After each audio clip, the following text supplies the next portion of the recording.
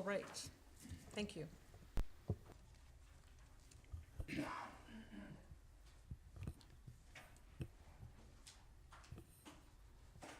Thank you, Councillor O'Keefe. I'd like to call our Town of Sydney Special Council meeting on Monday, June 20th to order at 6:37. And thank you to Councillor O'Keefe. We just have had a previous committee of the whole meeting, and I want to thank Councillor O'Keefe for providing a territorial acknowledgement for council gathered in the chamber to meet this evening. I'll turn to approval of the agenda. There are 4 additional items for tonight's agenda since the agenda was published last Thursday.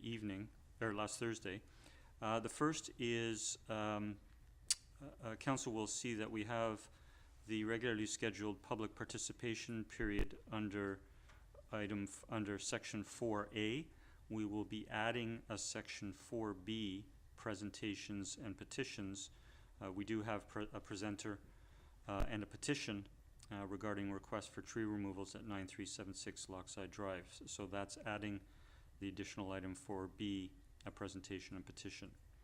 The second and third items to be added are 2 pieces of correspondence. The first piece, the first email is from Lynn Stoddard and Bill Murdoch regarding the same item. And the second is an email from Cynthia and Doug Philp. So we want to acknowledge receipt of those items since the agenda was published, and they will be considered under item 7D.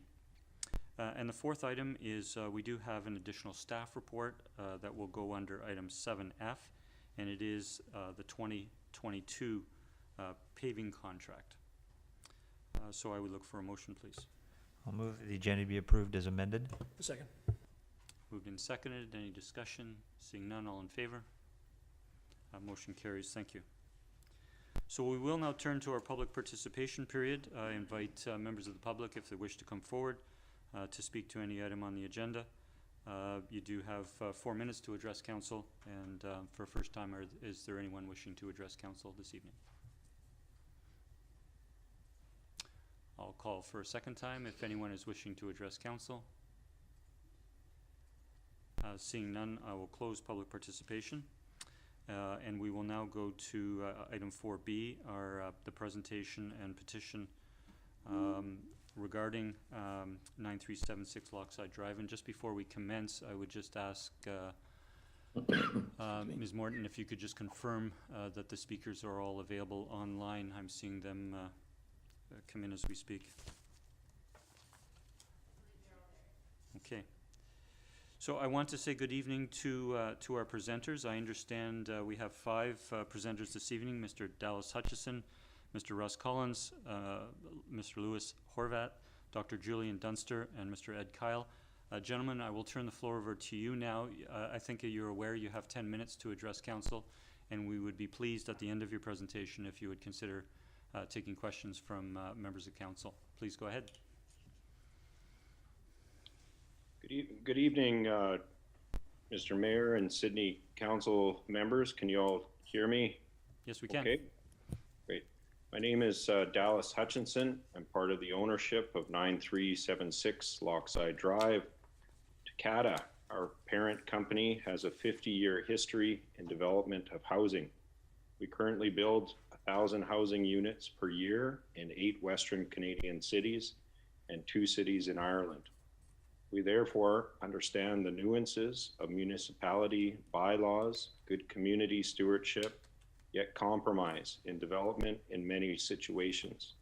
9376 Lochside Drive requires some help from Sydney Council and subsequently the administration to facilitate this redevelopment that provides a few more homes in Sydney, broadens the municipality tax base, and can increase, not decrease, the tree canopy of the community.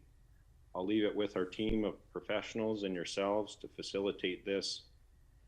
Through the chair, I'll now defer to the Zebra design team. Thank you for your time this evening. Thank you. Hello. I'm Russ Collins, and I'm here this evening to represent our client, Mr. Dallas Hutchinson, regarding a 4-lot subdivision at 9376 Lochside Drive. The application for subdivision has been ongoing for over 2 years, and we are working with a preliminary layout approval, which is a PLA, from the approving officer that expires on August 4th, 2022. 4 protected trees, numbers 1004, 1005, 1017, and 1022 are acknowledged in the PLA as being removed, but trees number 101 and 1003 and that are on lot 4 and 1019 on lot 2 have not been recognized by Sydney staff to be removed, and that's why we're here tonight. So is it okay if Lewis shares his screen with us? Please do. Okay, so Lewis, could you please bring up the arborist page 4 of 6. So on this drawing, so back in May of this year, our proposal came before council in order to ask for a variance for a rear yard setback relaxations on lots number 1 and number 4. Now on this drawing, it's actually mixed up. Lot 1 is actually lot 2 and lot 2 is actually lot 1. Sorry for the error, but I wanted to make sure you understood. So the variance was granted for lot number 1. And if you look on the left part of the driveway, you can see a whole bunch of green dots, and those are all protected trees, 13 of them that are going to remain protected because of that variance that we were granted on lot number 2. And now could you go to number 5 of 6, Lewis? So on this drawing here, the variance for setback relaxation for lot 4 was not granted, and for obvious reasons. It was privacy overlook and overshadowing of the neighbors. That relaxation would have allowed us to save the trees 1001 and 1003 on lot 4 at the Lochside Drive entry. I would like to take a minute to explain the rationale of our proposal. The root systems of the Douglas fir trees 1001 and 1003 are very close to the surface of the grade surrounding them. So there isn't any way to excavate and build retaining walls close to the trees without damaging these trees. So what I'd like Lewis to do now, could you go to the elevation page of these were the houses that we submitted when we were asking for the variances. They were just rough designs. They're not final designs at all, but I just wanted you to, it's a good reference for what I'm going to talk about next.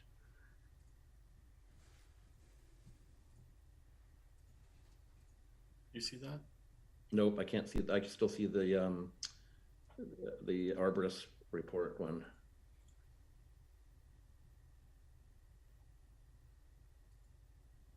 So here is an example of the houses that we're proposing and how they're being designed on lot 3 and lot 4. So with our proposed designs that we are working on for the 2 duplexes in lot 3 and 4, we want to have the garages lowered below grade, and that is in order to allow for a design that takes advantage of the 2 stories of each half duplex over the garage to maximize the ocean views these lots offer. We have located our house footprint as far back on the lots as possible to meet the minimum rear yard setback, and there's not enough room to sink the driveways down below grade enough to protect the views from the main and upper floors of these units. We would have to locate the garages at grade and block the main floor views. So it kind of just seems we're not taking advantage of what this site has to offer if we were to do something like that. Our consulting arborist, and I guess actually go back to 5 of 6 now, Lewis.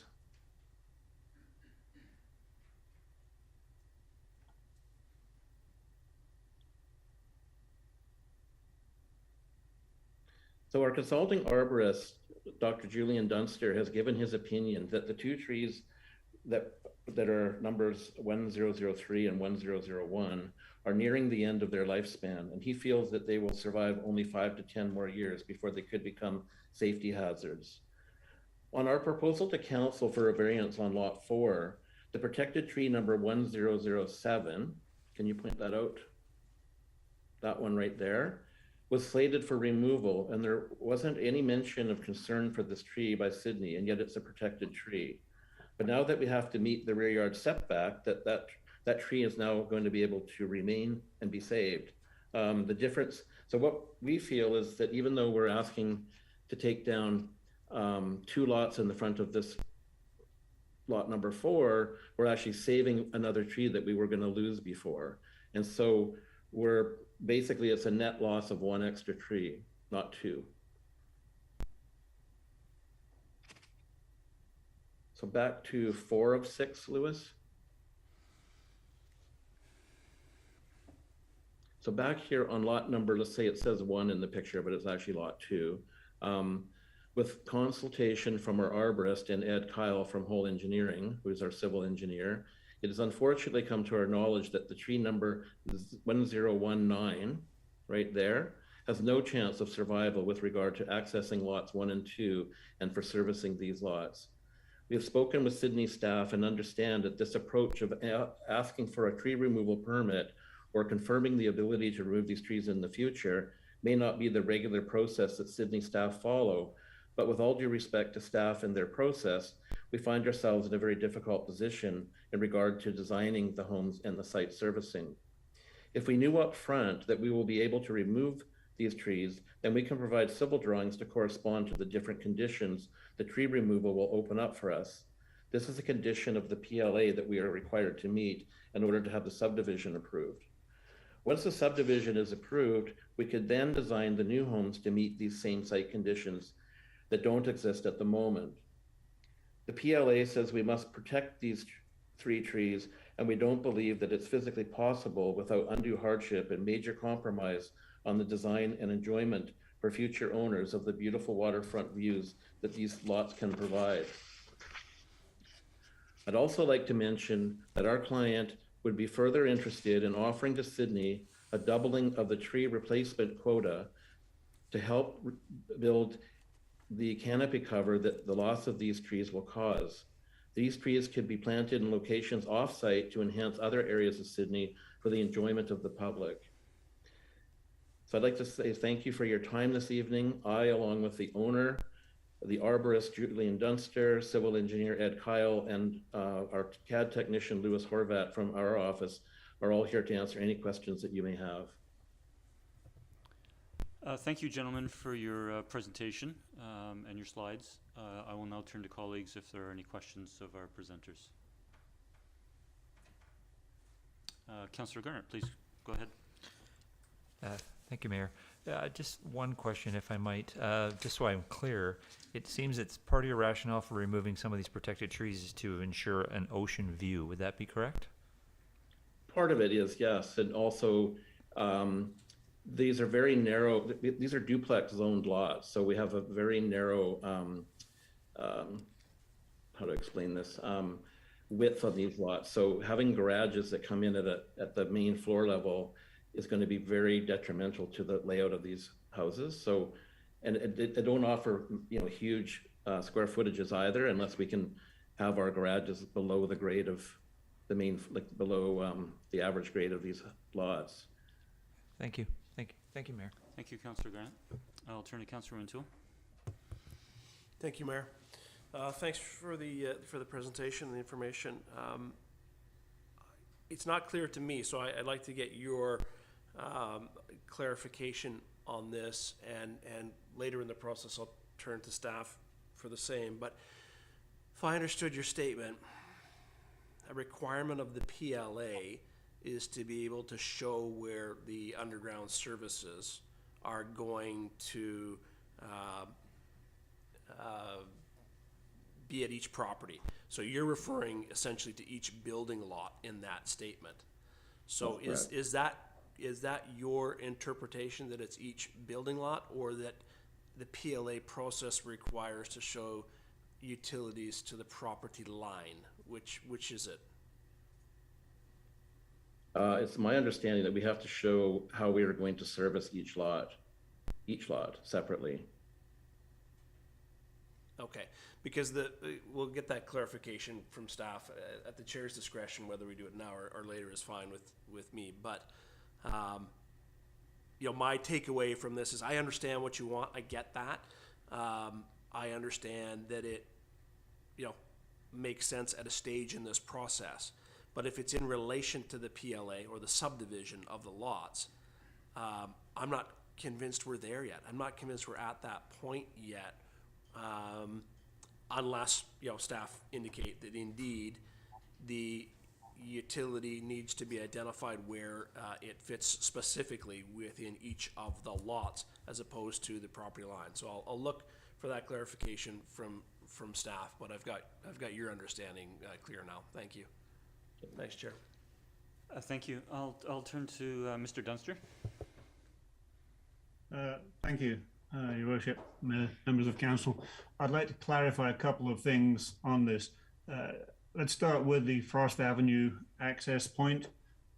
Frost Avenue itself is about 1 meter lower than the native grade once you get onto property. Now, it's plus or minus, but to actually put a road in, you'd have to dig out the native grade down, you'd have to dig down below a certain depth to put the sub-base in. So what we face here is, how do I work with everyone to get this road in to a satisfactory engineering standard, and yet try and save some of the trees? And it's a trade-off. 2019 actually has a lot of surface roots. It's a fairly shallow rooted tree. That's what the surface roots are telling me. So the trade-off was, well, that one should probably be sacrificed to save one of the other ones close to the boundary. So the implications is that if we don't know we can remove that tree, then we don't know if we can even build the road. And most of the services would be somewhere under that road. So the simple depth to the base of the road to get the subgrade in, and then all the work to do for the services, that's what drives the tree issues in the back there. If we have no certainty about that, then we don't know how we can even begin to design the road. In the front end, coming off Lochside, trees 1003, I think it is next to the existing drive. Its roots are right breaking through the asphalt right now. So to try and save that tree, we have to design a new road which goes over the roots somehow, which raises the grade. It's already a rise up from Lochside to get into there. If you were to then have the design with the garages halfway into the grade, it's almost impossible to do without the setback, which is why the setback was applied for in the first place, because staff had said, well, apply for a setback and then perhaps you can make the grades work. Well, the setback has been rejected. So in that case, we physically cannot make the grades work and retain that tree. So then if we cut that road down and lose the first tree, which I think is 1003, and that leaves the tree in the middle. And my concern then is that if we cut the road grade down and expand the road to make this work, we're going to destabilize the second tree. So no matter how I have worked with the team to do these designs, there's no easy solution. If the trees cannot be removed, then I'm not sure that we can feasibly design a new access road to the fourth lot. It's just not physically possible to do it and keep the trees. So there's a considerable challenge there. All 3 Douglas fir trees have got some sign of crown dieback. They've got sparser than normal canopies. Like Douglas firs across Vancouver Island, they're starting to fade out because of climate change.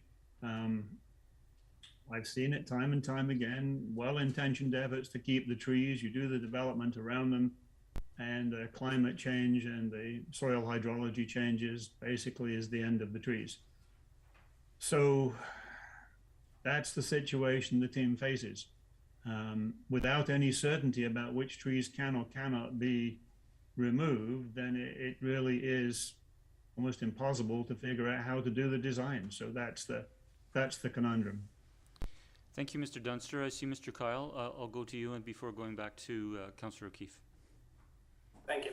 Ed Kyle from Hall Engineering. Just a quick comment on the servicing. So the servicing for lot 4 specifically, we've obviously approached BC Hydro already, spoken to them about how we need to provide power to each of these lots. We have been told by BC Hydro that we are not allowed to, or they will not support any trespassing onto other properties. So, for instance, we can't access lot 4 through lot 3 for instance.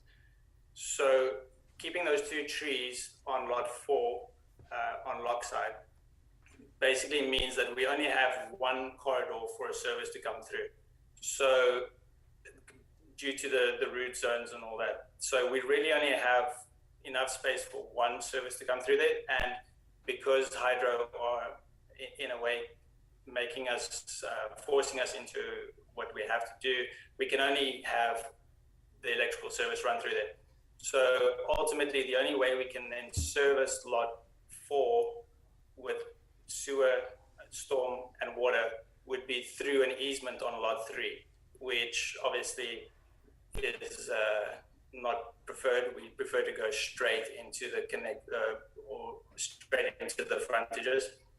And then on the other side, on Frost, we've been told that there is a section that we have to BC Hydro wants a transformer placed on the property. And so in terms of where our driveway is located on that section, we're forced into where we have that driveway. So unfortunately, with all the constraints, it just makes it extremely difficult to do the servicing. And that's why it is a good idea to make sure as to what we need to do with the trees right now, because without that knowledge, it's difficult to actually give a proper design. And that is the stage where we are at now. We have to be able to give the civil servicing to be able to go to adhere to the PLA, which then has to go through to subdivision. So that's it from my side. Thank you, Mr. Kyle. I'll turn back to Councillor O'Keefe if you have further questions. Yeah, thank you. So I just want to clarify my understanding, so that this latest plan that you have, that hasn't gone, you haven't discussed that with our staff yet. And so you're bringing it up, us to council directly in terms of expediency. Am I understanding that correctly? I'll turn Yeah, I'd like to answer that if I could. We have made a new submission to staff, and we've been told that our submission, because it doesn't include, we're asking to remove those trees, they won't support it. And so that's why we've come to council, because we don't know how to proceed. If we can't get some flexibility, we feel that we're basically up against a wall, and we're not sure how to proceed here, because we feel that we don't want to spend time designing systems that are going to protect the tree that might come down in the future. We may be allowed to take down, because unless we know for sure, it just seems like a lot of time wasted to keep proceeding.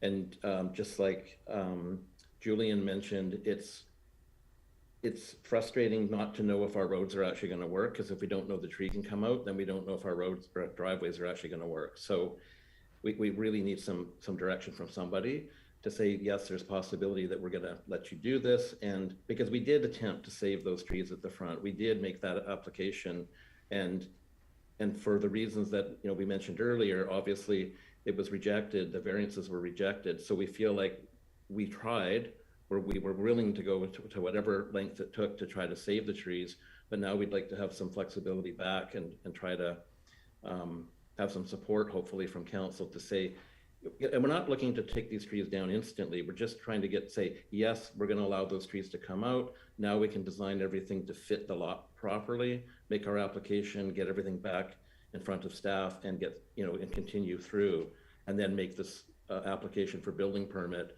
knowing that the houses that we design are actually going to be buildable. Okay, I guess what I'm still struggling with is my understanding of the process is that our staff are the ones who have experience in this field, a lot more than I do, in terms of whether what you're proposing is the best option or not. And maybe just while the question is on my mind, through you, Mayor, to staff, if you could staff just elaborate or confirm my understanding that if this were handled by staff, they might be able to make alternate suggestions to the to the developer, is that correct? I'll turn to Ms. Verhagen. Good evening. Good evening, through the mayor to council. Yes, we sent comments to the applicant, the members, the people that you see here on Thursday, June 16th, with a number of comments about the revised civil plan that was sent and the trees and the house design. We had sent comments previously on May 3rd outlining concerns with the civil plan and the driveway grades and the house concepts and tree retention. The preliminary letter of approval that was issued for the subdivision back in February of 2021 gave clear direction on civil layout. The civil connections, to answer a previous question, they need to show, their civil engineer needs to demonstrate water, sewer, storm connections, as well as hydro and TELUS or Shaw connections, telecommunication, from those main lines out in the boulevard to property line. In this case, the PLA also required more information from the arborist and potential driveway locations through critical root zones. That's not a common PLA requirement, but in this case it was because of the trees. So that's the only on-site work that they have to do. We don't need to see for the PLA stage, and for subdivision review, we don't need to see how those connections are going from property line to the house footprints themselves.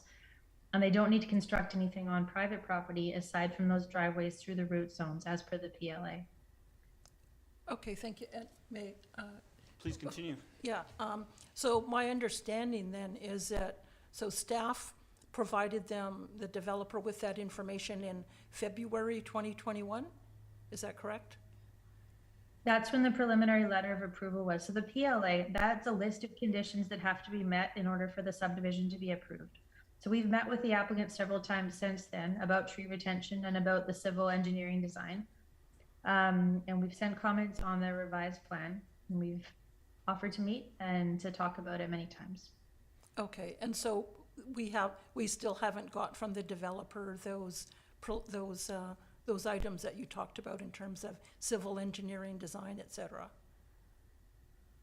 They did send a revised civil plan. I don't have the date that we received it, previous to June 16th.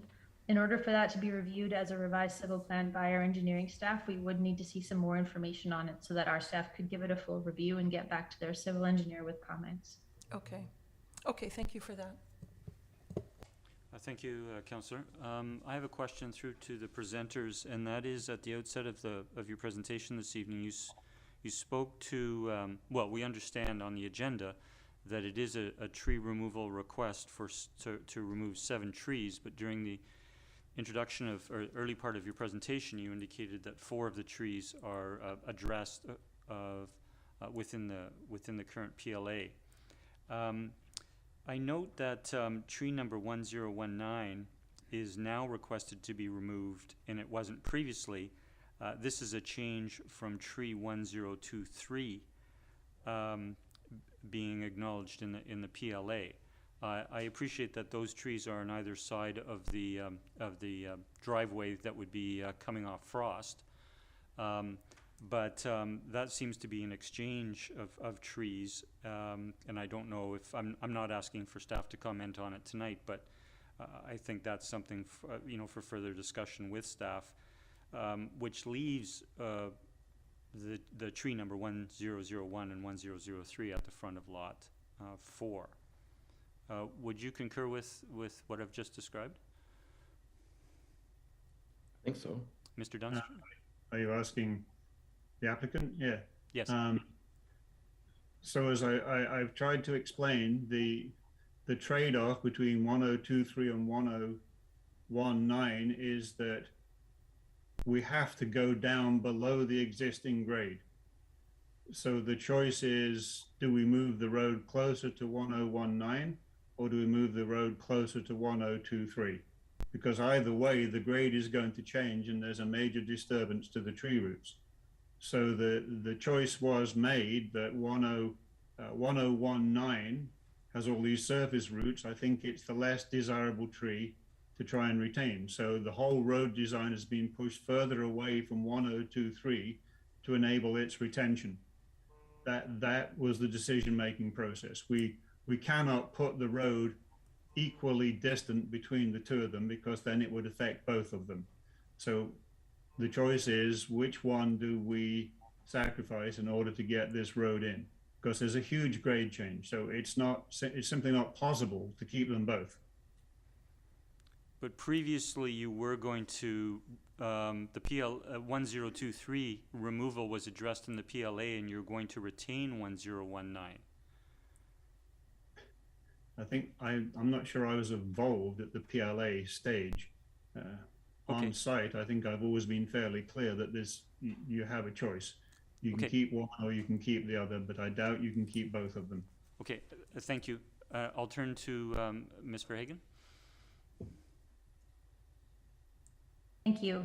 Through the mayor to council, just wanted to make the point that the comment that they have to go down, they have to decrease the grade on the site, that's based on the design of the house that they're proposing with the garages in the half basement or the full basement.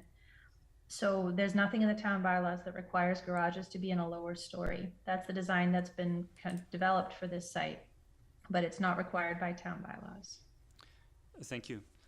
And that actually leads, I'll turn to Mr. Kyle. Sorry, you still had, I'm not sure if your hand was raised from before, or you wish to speak again? Yes, please. So when we were talking about the grades being lowered, we actually, I understand what Ms. Bagan is saying, that the lot doesn't need, or we don't have to design the garages below grade. I understand that. What we're saying is the actual road on Frost is about a meter below where the natural grade is. So no matter what, we have to come down on property. Like we don't really have much of a choice. And then also when it comes down to where the transformer has been located or is proposed, according to Hydro, when we have to have it on the one side on the entrance to Frost.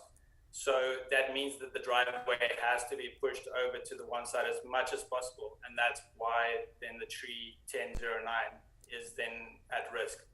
It's purely just a case of Hydro specifically want the transformer there because they do not want, we're basically going to have to give up that piece of property as a road dedication, make that public, because Hydro do not want us to trespass any properties to be able to service another. So we have to give up that piece of property so that lot 1 can get serviced and then lot 2 can get serviced. And that is what makes us, we have to push the driver over to that side. So that's basically why that tree unfortunately can't survive. Thank you for the clarification with regards to those trees on the rear lot off Frost. I want to come back to the trees on the front of lot 4 on Lochside Drive. And you spoke during the presentation. We've had a question from a colleague with regards to if you were to not have the garages below grade, they would be above grade, and that you would only have a second story of livability, if I can use that term, if that's an appropriate term, for the residents of the house. Can you give an indication of what the change in square footage would be, or how that changes the feasibility of the design of the house if you were to have the garage at grade and only a second story of living space? I'd have to get Lewis. Could you look at that on the floor plans? Because I don't have them in front of me, so I can't really answer that.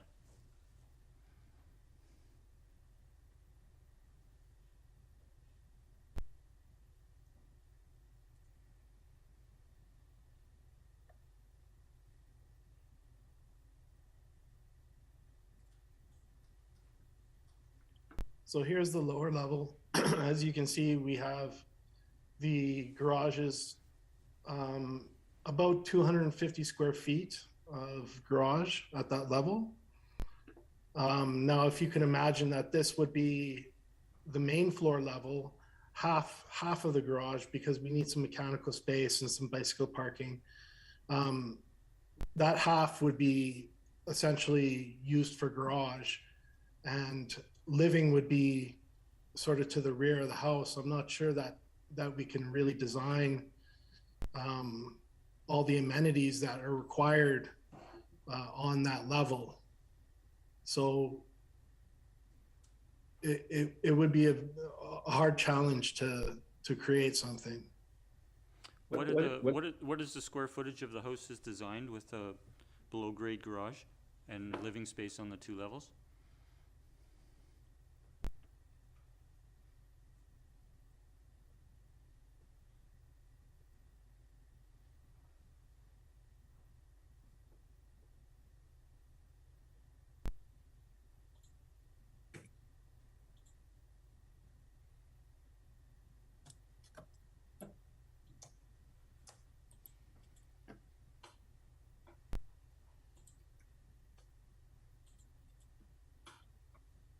So this is an approximation.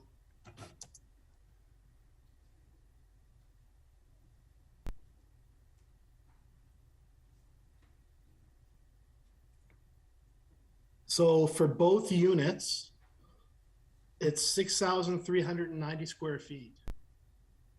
So that's both sides of the duplex. Does that So it's about 3,150 square feet. is that including your garage? That's including the garage. And so if you took off the garage portion and divided it in half, what does that work out to per unit, per side, roughly? So the garage is 663 square feet. So that's 300 and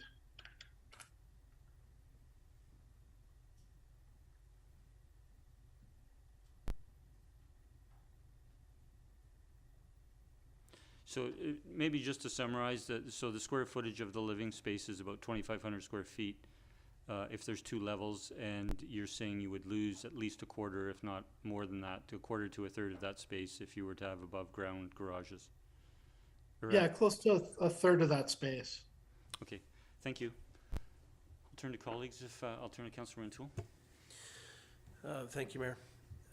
I'd like to put a question through to staff, if you're all right with that, as chair. Yes. Okay.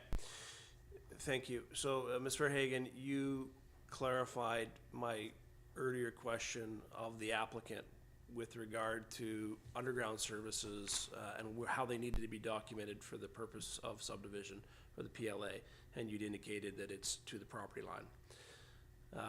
So the removal of these trees don't impact that process or application. However, you then noted that the request of the applicant was to define, and forgive me, I'm asking you to repeat this, was it the access road off Frost, or was it the driveways? And if it was the driveways, was it the driveway for each lot? What was that specific requirement? I'm trying to ascertain whether or not, you know, we're just not well ahead of ourselves in this process with respect to removing trees if it's a requirement to subdivide, because that's where we're at. This isn't about the houses and et cetera, in terms of the process right now. It's about the subdivision. So if you could clarify that, what you'd said in response to Councillor O'Keefe, please. Sure. Through the mayor to Councillor Rintoul. So the PLA says the property owner is required to submit an additional report from a certified consulting arborist to recommend driveway location, width, surfacing material, and construction through the root zones of protected trees. 1019, 1024 goes on to list the trees in order to minimize impact on the trees. Once reviewed and approved by the town, the property owner is required to construct the base and finished surface of the portions of the driveways extending from the front lot lines through the critical root zones. Driveway widths in areas beyond the critical root zones for all 4 proposed lots are not approved by this PLA and are subject to review and approval by way of future building permit applications for each individual lot. So the purpose of that is to get those driveways built on site in the determined critical root zone before the properties are sold to a new buyer who would be building the house. This owner may choose to build out the houses, that's fine too, but the purpose here is to minimize disruption in those critical root zones. That's why that comment was included in the PLA. We did receive previous arborist reports from the applicant back in, I think, the summer of 2021 that indicated how the dock could be serviced, how a driveway could be located over the protected root zone of tree 1003 in the front yard of lot 4. So there's been some changes there, but that's most likely due to the house design, the concept design. At that point, it may not have included a below grade garage, whereas now it does. Just wanted to comment too, previously a comment was made by the arborist about tree 1007 would now be able to be retained. In 2021, the town received a report from the arborist stating that tree had kind of a flaw in the trunk and would most likely need to be removed for safety. So I don't think we should be looking at that one as one that could be retained for any length of time. Thank you. So what I heard, or my takeaway, and correct me if I'm wrong, is that it is a requirement of the PLA, hence a requirement of subdivision, to identify where each of the driveways will be located. That's what I've heard, correct? Only through the critical root zones of the protected trees. That's right. And not for on-site servicing. So with that in mind, thank you. With that in mind, then I do understand that I do understand the timing for this application to remove trees then, because they're expected to identify where the driveway will be. So again, I don't think it's about the houses. I don't think it's about anything in relation to next steps in this process, but timing is critical in that I heard August something is the expiry date of the PLA. That maps out 1.5 years, I think, worth of process. And so I think I now have an appreciation for why this needs to be addressed at this time in relation to the request in the PLA and subdivision. Thank you. Thank you, Councillor Rintoul. Do any colleagues have any further questions? Seeing none, I want to thank all of the presenters this evening for both your presentation and for taking our questions. We will be coming to the item later on in the agenda this evening. Thank you.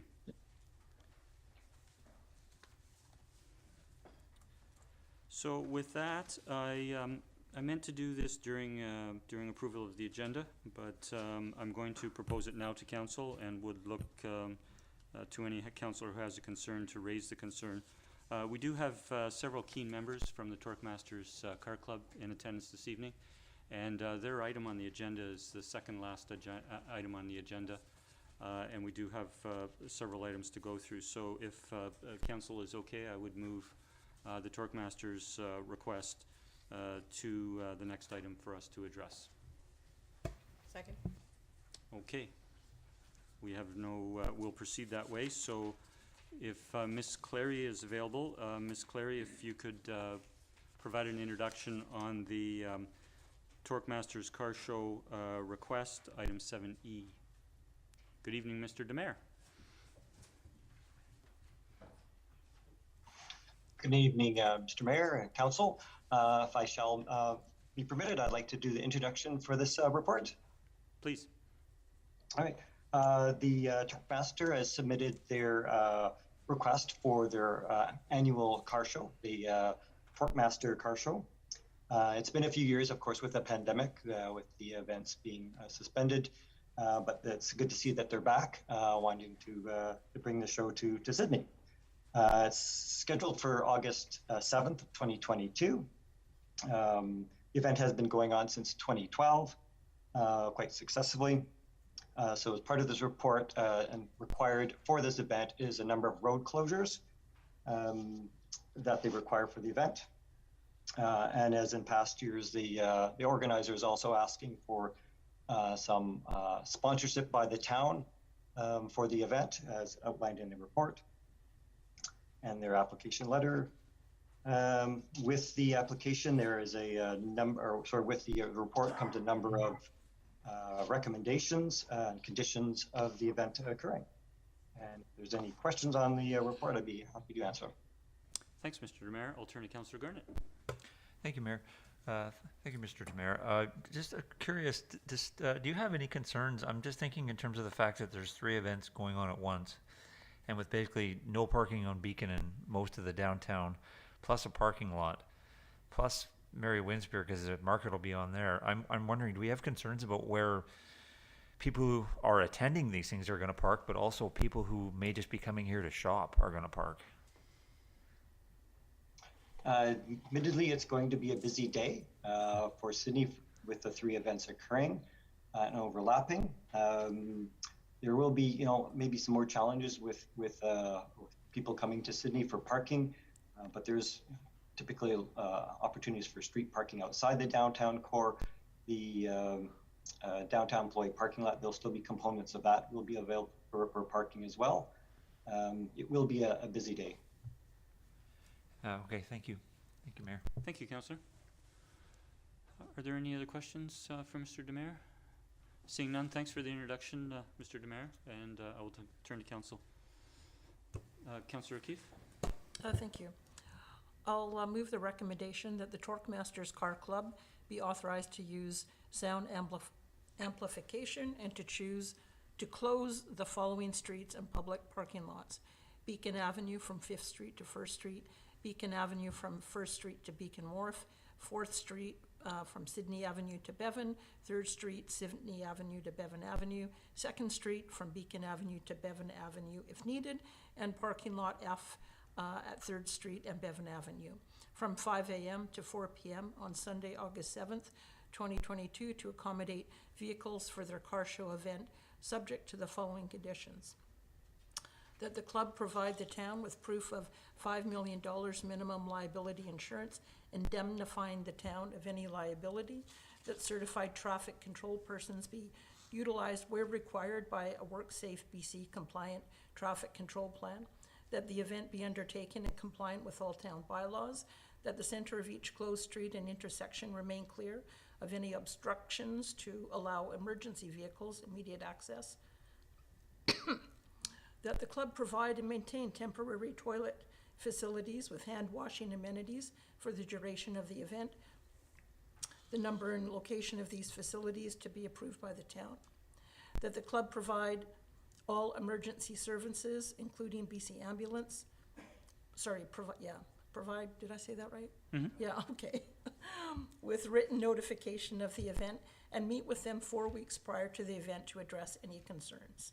G, that the club provide BC Transit with written notification of the event, that the club arrange a written agreement with the PCS addressing key coordination issues, scheduling and procedures for ending the car show so as not to disrupt PCS being Peninsula Celebration Society concert event, that the club arrange a written agreement with West Coast Impressions addressing the shared use of the Mary Winspear parking lot between the farmers market and the car show, that the club send out notices to all businesses, residents fronting on streets to be closed, advising of the event, that access to their properties will be maintained if so required, and provide them with a contact number should there be any concerns, questions, at least 4 weeks prior to the event.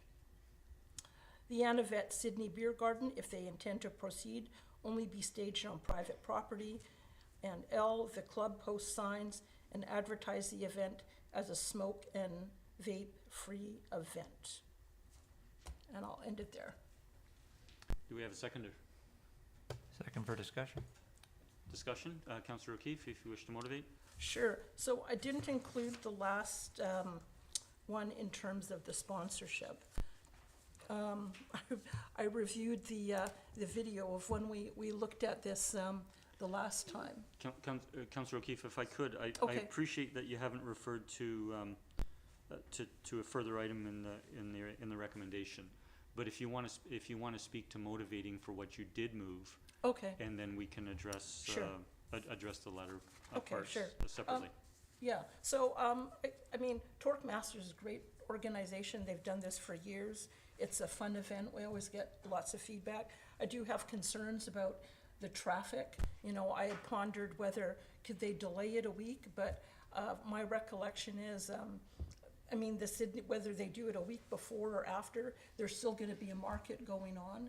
I think Peninsula Celebrations has concerts every Sunday, so I think, it doesn't seem to me that there's an option there to delay it. So although it would be uncomfortably busy perhaps, I wouldn't want to say no to the event just for that. And we'll have to, as Mr. Demare says, it'll be a bit busy downtown, but I think it can be accommodated.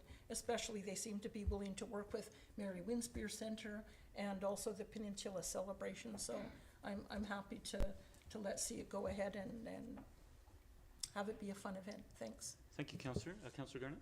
Thank you, Mayor. Yeah, I agree with everything said there. The only issue I have, I guess, is a second potential beer garden that we don't know whether it's gonna happen. So if we're moving number 2, which is saying that we're gonna have a Beacon Brewing, I think that would be sufficient. So I would rather just say that we're not gonna allow a second beer garden at Anavet's. Can I make a suggestion to the mover and the seconder? Yeah. That item K was the Anavet's Sydney Beer Garden, if they intend to proceed, only be staged on private property. That be removed from this motion, and then we could, council could give consideration to the beer gardens and the funding request. Is the mover amenable to that? Sure, okay. Okay, and the seconder? Okay. So we are considering the recommendations all the way up until L except K, and we will address that separately along with M and number 2. Is there any further discussion? Seeing none, I'll call a question. All in favor?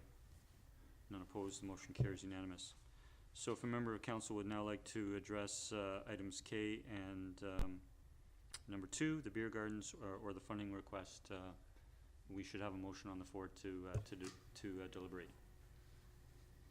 I'll move that the town provide sponsorship for the event in the amount of $1,000 of in-kind services, and the club reimburse the town for all costs above this amount.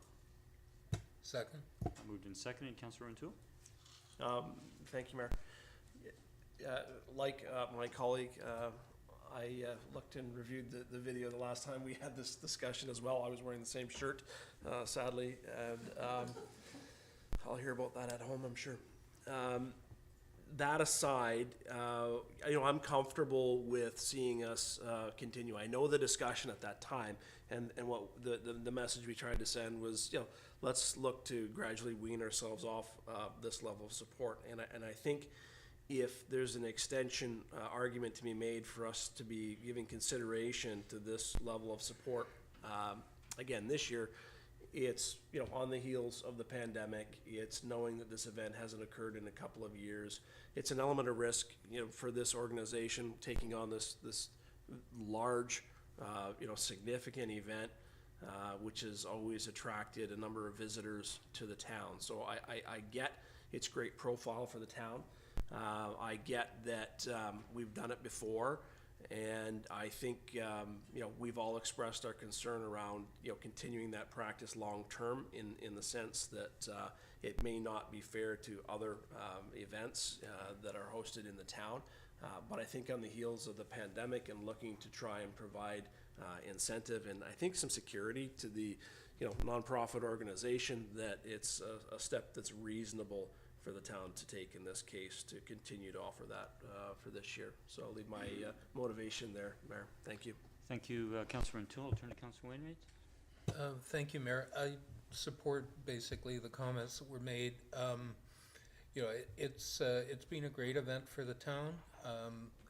We would definitely like to welcome them back. It's going to be a challenge starting up again. Our situation with public washrooms is going to be getting better in the future, but not yet. And yeah, we're a bit behind on that. I can see a future council having a discussion about, not providing the financial support, but I don't think it's the right time for it. And I'll just say, as far as the conflicts between the other events going on, actually, I think that's a good thing that they're going on the same day, because you're going to have people that are going to some of those events who will see that there's a car show on and be interested, and you'll have some people going to the car show who decide they want to take in the market. I think it's a really good synergy. Thank you, Councillor Wainwright. I'll turn to Councillor O'Keefe. Thank you. So no question that this is a great event and the Torque Masters do good things. But as we discussed when this came forward before, we noted that there's a grants and aid program, and really this is where this sort of thing, if it's going to come to council, should come. And that we've had other requests through the year, and we've told people, no, we review requests for funding at one time of the year. That's a long-established practice. So, I, in terms of being consistent and fair, I think that's something that is on my mind. Also, in terms of grants and aid, I mean, normally, where we provide grants and aid, the policies we had discussed is that we would be willing to provide funds to community organizations to get them up and running and started with their event, but after a couple of years, they should be self-sufficient. So this is an event that's gone on for years and years, and so if we apply those same principles and policy to this, I think it just doesn't, to me, doesn't meet the standard that we've set. Other things that we noted in the past was that Torque Masters are great. They provide funds for bursaries for high schools, which is a great thing. But what we had also discussed before is that signals to me and to council at the time when we discussed this was that they have surplus funds, and whether it's appropriate for council to be providing taxpayers' funds to an organization that is handing out that money to organizations, as good a cause that it is. In regards to the COVID impacts, yep, you know what? That affected everybody. All community organizations have suffered with that, and that's disappointing. But I believe that there's other organizations in the community that we're not supporting and would like support. So it's difficult for me to say yes to one group unless we're going to say yes to all of them. And I don't know that we have the capacity to do that. So so for those reasons, I can't support the motion. And I guess the other thing is, in terms of $1,000, it's not something that I anticipate would make or break the event. I think it's something that's going to happen otherwise.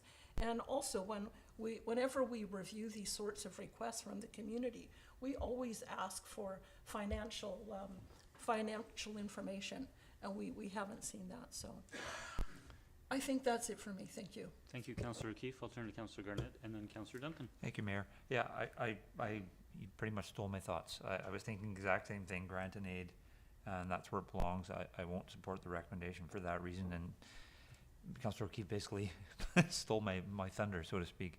But to Councillor Wainwright's point, I agree that there is synergy with having 3 events at once, but I guess my greatest concern is our community members who have mobility issues and where they're going to park, and we're already going to be losing an accessible spot or 2 at parking lot F. So that's where my concern lies. Thank you, Mayor.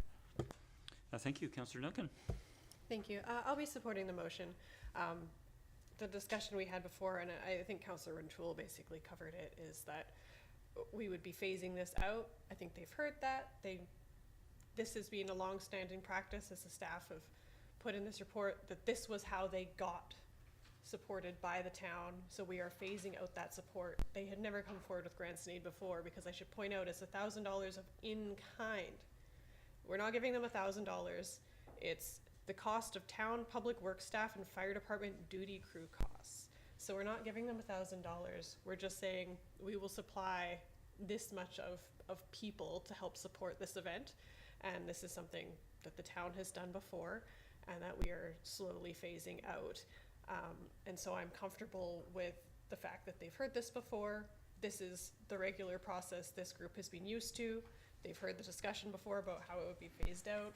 We've basically extended the phase out by an extra year because COVID was a bit of an extenuating circumstance. As Councillor Wainwright pointed out, washrooms are also an extenuating circumstance that they're going to have to cover additionally here. So I'm comfortable that this isn't them getting something special that necessarily other groups that would be coming forward with new requests, like that we're not being consistent. We're being consistent with this group.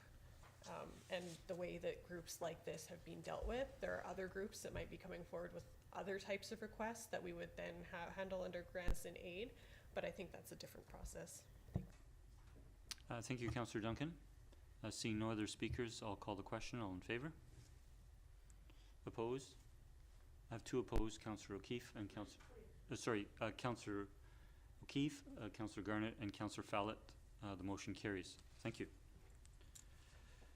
I'm going to make an exception this evening and invite a member of the Torque Masters Club, if you would like to come forward, and it's your option. You can decline and let us debate it, to come forward and maybe ask a question that I have and my colleagues may have, is Is it your intention, if possible, to run 2 beer gardens, one on private property on the Anavet's parking lot and one on public town right-of-way for God's Brewing? And if you could just speak to that before we deliberate on those last 2 items. Yeah, Cam McLennan, 468 Wayne Road, North Saanich. I'm vice president for the Torquemasters Car Club, and actually that beer garden portion that was put into the staff report, there was a map, I think it's in your report, that shows street closures and parking lots, and it does show a beer garden at the Anavets. And that is something that we didn't discuss. That was a previous map, and unfortunately it didn't get edited out. So this year we had sort of worked with the Beacon Brewing. It's a new business. We like to highlight new businesses, and so we just thought we would go that route. So currently there is no discussions with Torquemasters to have a beer garden at Anavets at this time. That's helpful. Thank you. So, Council, you've heard that clarification. If there is a motion to be considered, I'll move that the club, in conjunction with Beacon Brewing, be permitted to hold the proposed beer garden on the street fronting 9829 3rd Street, subject to the following conditions. A, that the beer garden does not block access to neighboring driveways or obstruct emergency vehicle access. B, that Beacon Brewing allow beer garden patrons to use their restrooms. And C, 4 weeks in advance of the event, the club shall submit a detailed plan identifying the area of the beer garden for approval by town staff. Second. moved and seconded. Any discussion? Seeing none, I'll call the question. All in favor? Motion carries unanimous. Thank you. So thank you, Council. Thank you for attending this evening.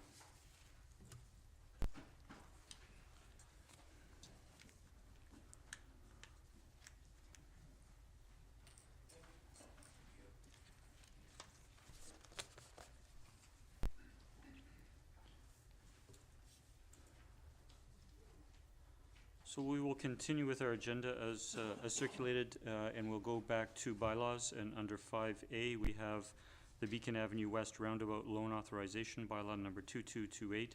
And I'll turn to Mr. Hissick for an introduction, please. Thank you, Mr. Mayor. As you'll recall, the bylaw received 3 readings, and then it was forwarded to the Ministry of Municipal Affairs as required. And following the review, the approval has been obtained, and the bylaw is ready for adoption.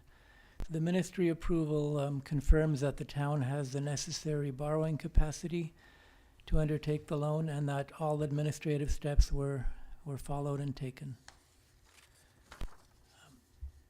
Just want to allay council's concerns, if you have any, about the potential of interest rate increase over the term, over the next 2 years before we lock this in. Just so you know, the MFA includes future increase projections in their regular rate setting. So what we're talking about here is not an increase from 3.5 to 10%. We're really only talking about 3.5 to maybe 4.5 max. As of today's date, the rates are slightly up from the time this bylaw was first considered, but the difference in annual servicing is only $12,000. So recommending that this bylaw be adopted at this time, and it'll be followed up by a temporary borrowing bylaw for interim financing for the project. Thank you, Mr. Hissick. Look to council if there's a motion. I'll move that Beacon Avenue West Roundabout Loan Authorization, bylaw number 2228, be adopted. Second. Moved and seconded. Any discussion? Councillor Garnett? Thank you, Mayor. Yeah, I will not be supporting the recommendation, as I haven't all along, because I still think we should use the alternative approval process and allow the taxpayers to have a say in this, and so I will be voting no. Thank you. Thank you, Councillor Garnett. Any further discussion? Seeing none, I'll call a question. All in favor?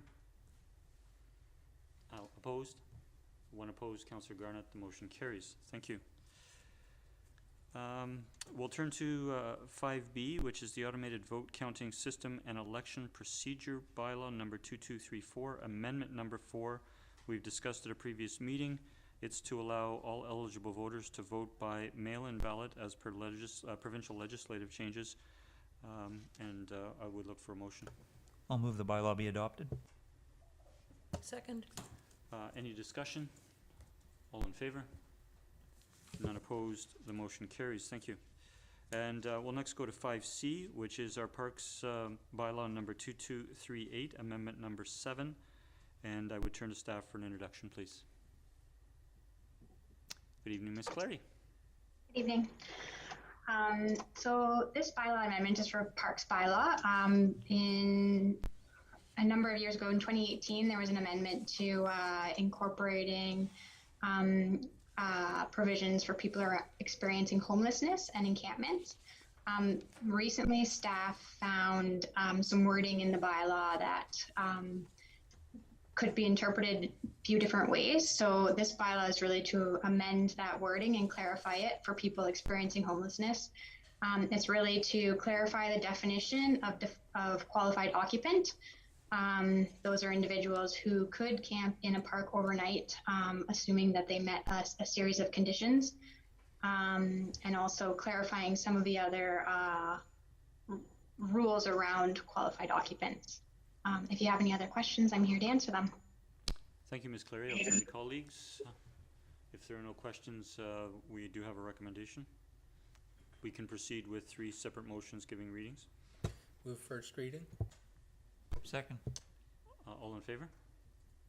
None opposed, motion carries. Move second reading. Second. Discussion. Seeing none, all in favor? None opposed, the motion carries. Move third reading. Second.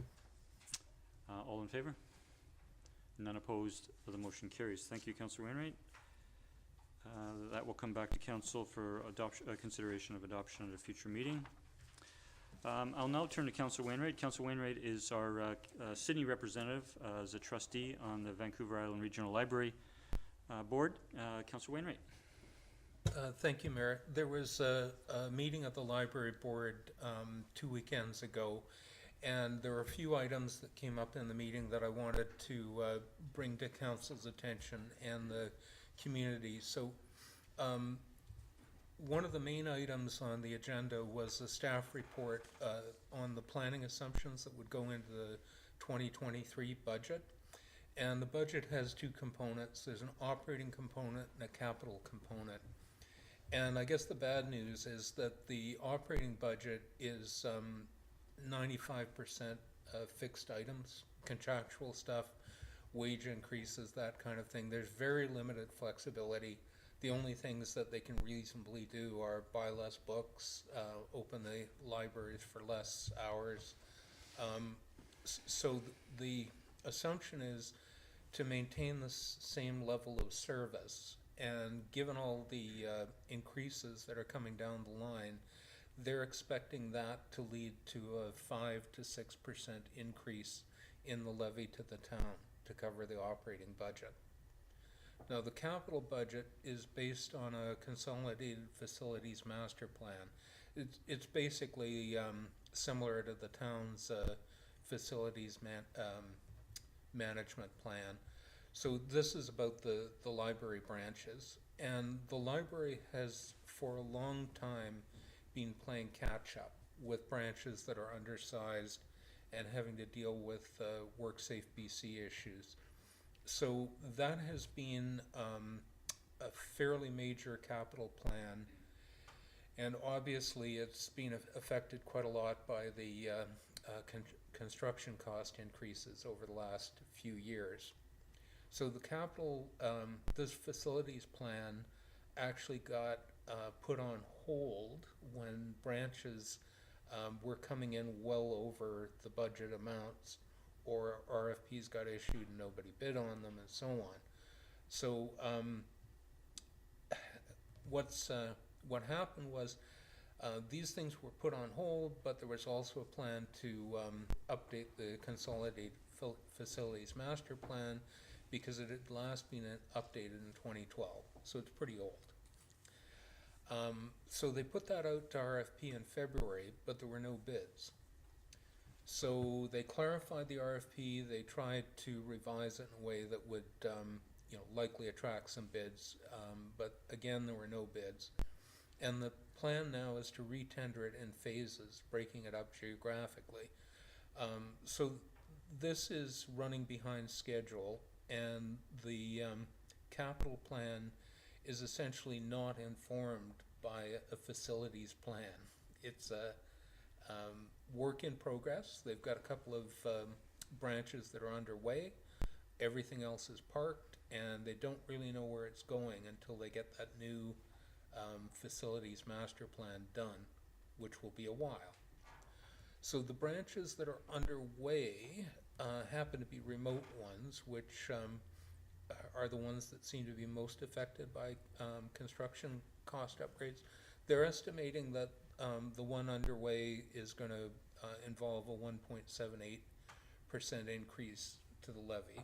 So now we're up in the 7 to 8% range. That's for the overall budget. That, of course, gets divvied up by population and assessment. So you can't predict what Sydney's increase is going to be, whether it will be more than that 7 to 8 or less. But last year the levy in total was $825,000 roughly. So even a 10% increase is not huge relative to our overall budgets. I think the concern is more one of not really having a good feel of where this is going to go over time. So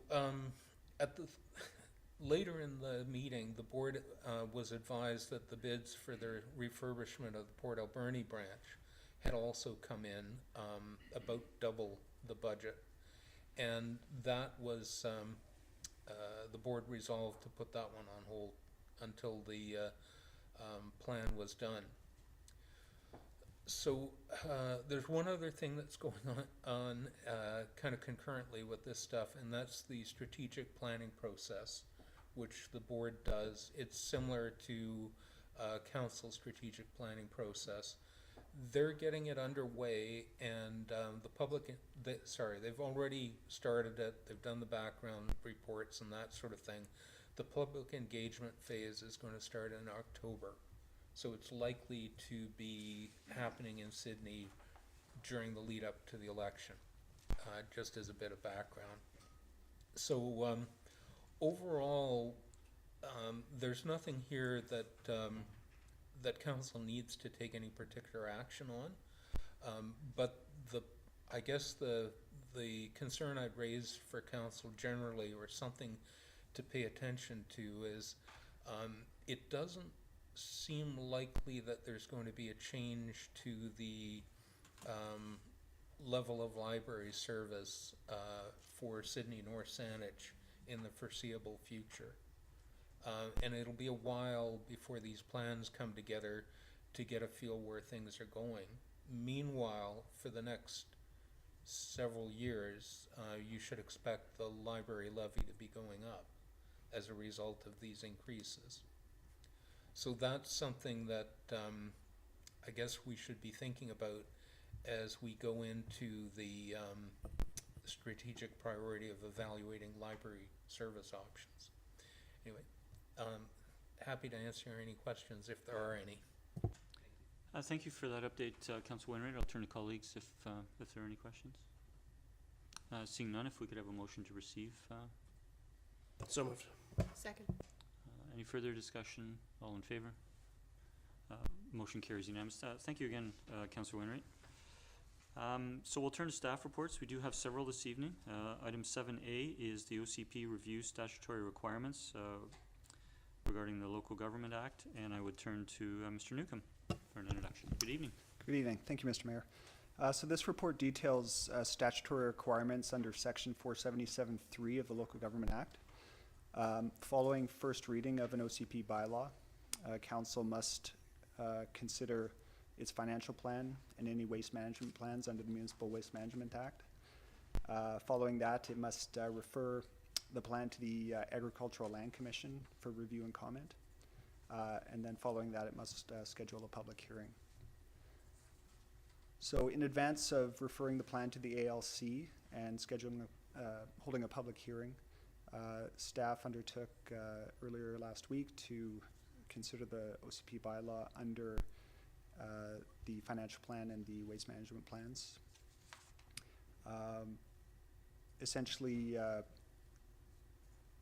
the OCP bylaw is consistent with these plans, broadly speaking. The one area where there is something essentially new that would require additional infrastructure is the West Side Local Area Plan project. Staff are already planning for that infrastructure to be incorporated into the town's planning processes. And so staff consider this requirement under the Act to be complete at this time. Thank you. Thank you, Mr. Newcomb. I'll turn to council if there are any questions. Councillor O'Keefe. Thank you. Going back to the West Side local area plan and talk about a new plan for development cost charges. So any chance about including assessing DCCs for the new roundabout? Are we building, or is there a way for us to build that in to development cost charges, since the reason that we're building that roundabout is basically because of the development that's going to take place in there. So just wondering what options we might have there.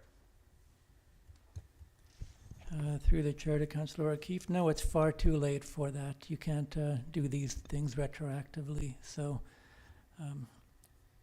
future DCC program will look at any density or infrastructure needs as a result of the newly adopted OCP, and we will plan on a go-forward basis for how we respond to those. Okay, thank you. Thank you, Councillor. Councillor Garnett. Thank you, Mayor. Through you to staff, just wondering, in terms of looking forward and the infrastructure in that neighborhood, and that we have work planned for 2023, how that will coincide in terms of, I know we're doing the sidewalk, but I believe there's other work to be done as well in the infrastructure along that stretch of road. So I'm wondering how that plays into future planning if we're moving ahead with things like that ahead of time. I'm not sure who would be best to answer that question.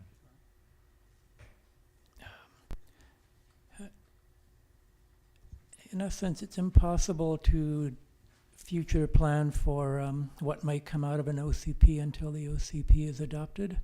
So not every project we undertake in the area will be as a result of development, but we will be looking at, as I mentioned in the previous response, what might come out of this OCP in terms of planning for future and how much we might be able to collect from the development community.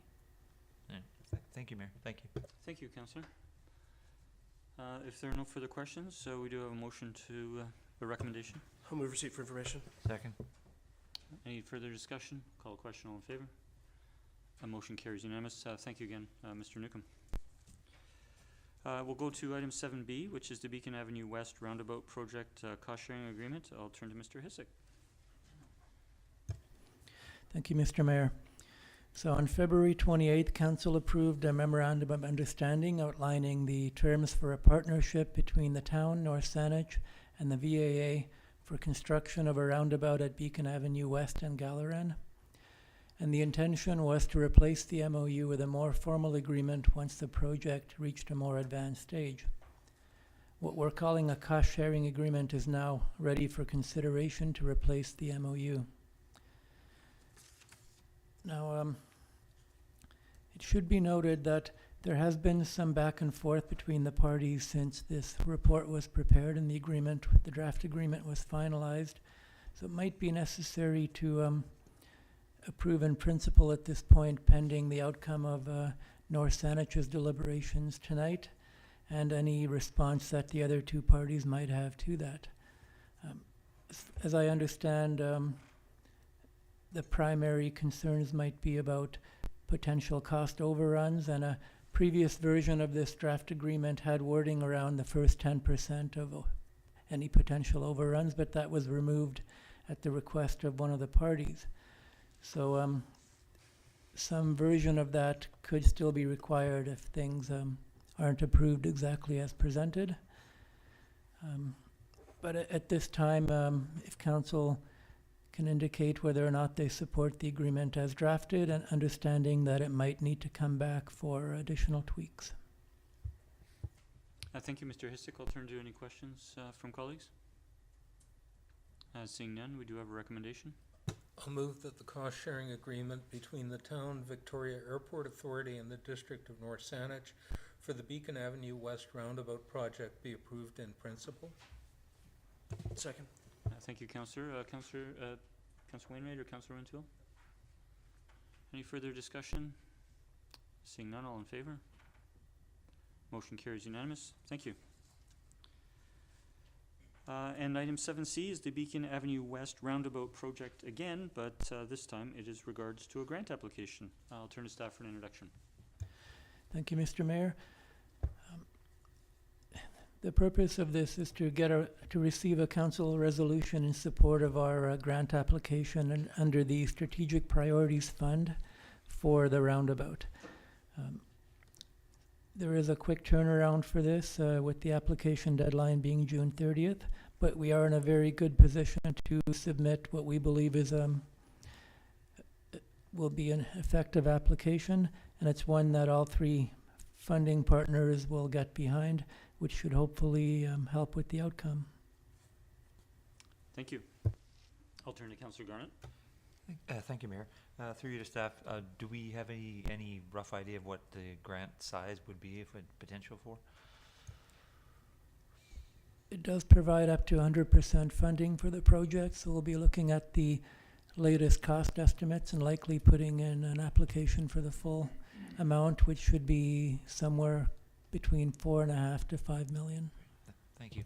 Thank you, Mayor. Thank you, Councillor, for the question. If there are no further questions, we do have a recommendation. I'll move the recommendation that council support a grant application under the Strategic Priorities Fund's 2022 intake to fund the construction of a roundabout and associated road improvements at Beacon Avenue West and Gallaran Road, and direct staff to provide grant management if successful. Second. Moved and seconded. Any discussion? Just comment that it's very timely and very pleased to see this opportunity come forward. All in favor? The motion carries unanimous. Thank you. And now we're turning to item 7D, which we had the presentations earlier this evening. And it is the request for tree removals at 9376 Lochside Drive, and I would turn to staff for an introduction if they wish. Good evening again. Sure, I'll just add that this is an application for a tree removal permit. They're only actually valid for up to 2 months once issued. So typically trees would be removed, kind of immediately.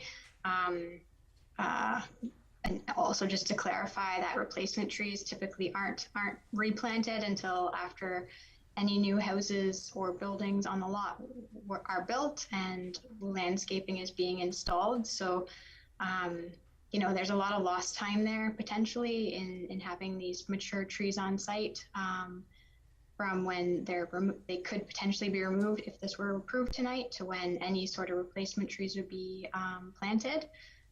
I think most other things were already covered, but I'm here to answer any questions if you have them. Thank you. I do have a question, but I'll turn to Councillor Wainwright first. Yeah, question through you to staff. Is it possible for council to make a motion authorizing issuing a tree removal permit after a certain event occurs? So that we could actually authorize the thing being issued, say, after the building permit?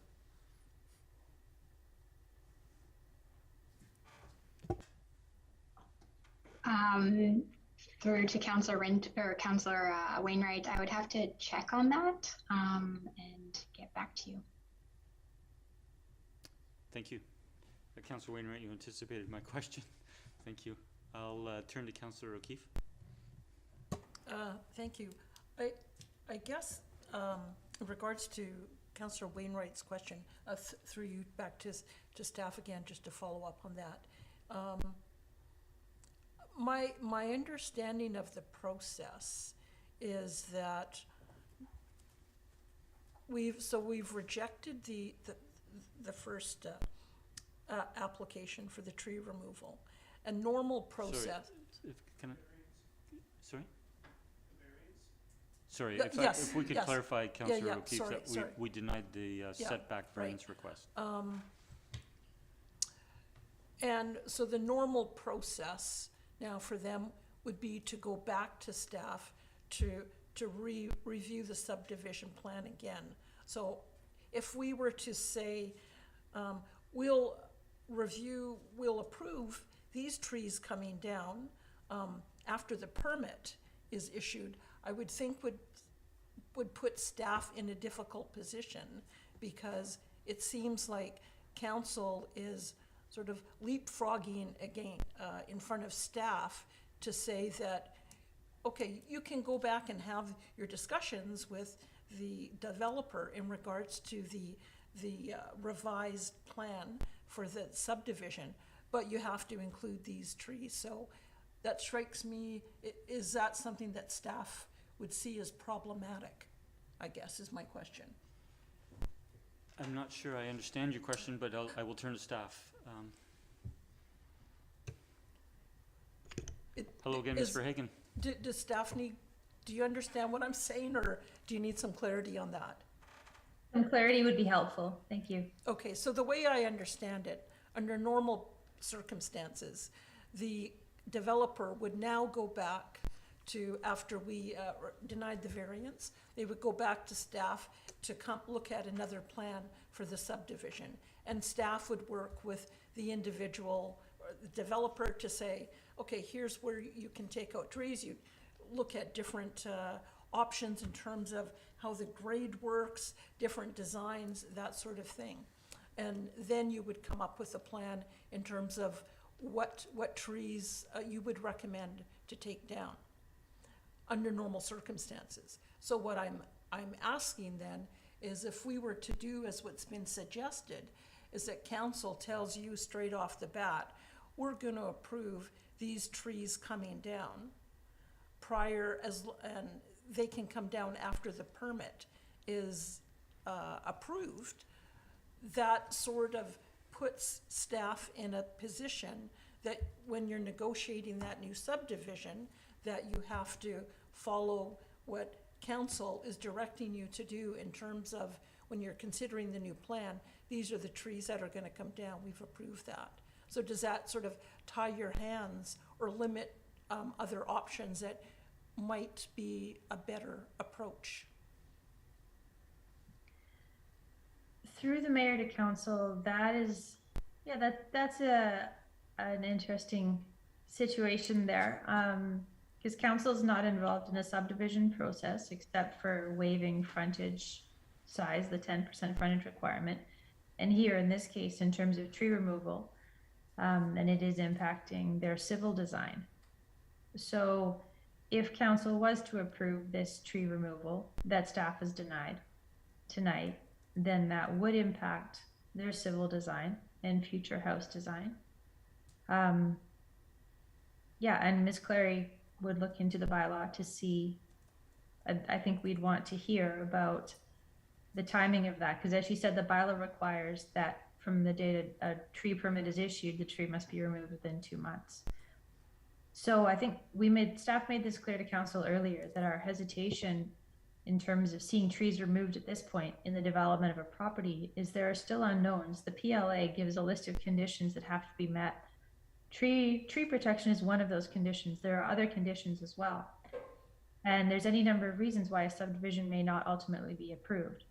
All of the actions have to be done by the property owner or their designate, their applicant. So it may expire. The applicant may change their business plans. There's a lot of reasons why it might not be approved. So that's why we typically don't issue a tree removal permit until a building permit is ready to be issued and all the avenues and options have been looked at, and that is found to be the best one. So that was the reason why we were not supporting this tree removal at this time. Okay, thank you. And one more, if Please. I may. So my understanding from the developer is that there's some urgency here.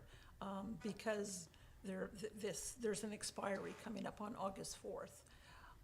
But my understanding is that the delay has not been on the part of the town, that the town, it sounds like the town has provided the information and told them what's required. And for whatever reason, they haven't come forward with that information over the last year, or is it 2 years that they've had since the beginning to respond to these things? The PLA was issued on February 4th, 2021. So the subdivision bylaw 1390 allows the PLA to be valid for 1 year and extended one time for 6 months. So that effectively gives that applicant 18 months to complete all the things. So the 6-month extension has been given. So that takes us to August 4th of this year. And if that date comes and the subdivision has not been approved, then the application expires, but that property owner can choose to reapply. And they can submit a new application, pay the application fee, show a proposed plan of subdivision, submit a recent title search, and then that starts the process again. So it's not denied forever. They can always reapply. Right, okay, thank you. Thank you. A question through to staff is, if they had to, or if they chose to proceed with a new PLA application, would they have to go through the park dedication process a second time? Yes, to the mayor, that was a requirement of this subdivision plan because it was creating 4 new lots. So currently the fee, they were going to be paying a cash in lieu fee that went to council in January 2021, just looking at the date there. Council made a resolution that cash in lieu of parkland be dedicated or be given at the time of subdivision. So currently the town has not collected that amount. That's an amount that is payable before the subdivision is approved. So it's one of the things in the list in the PLA. And if they proposed a 4-lot subdivision again, it would again be a requirement. And that calculation of the park amount is based on assessed value at the time?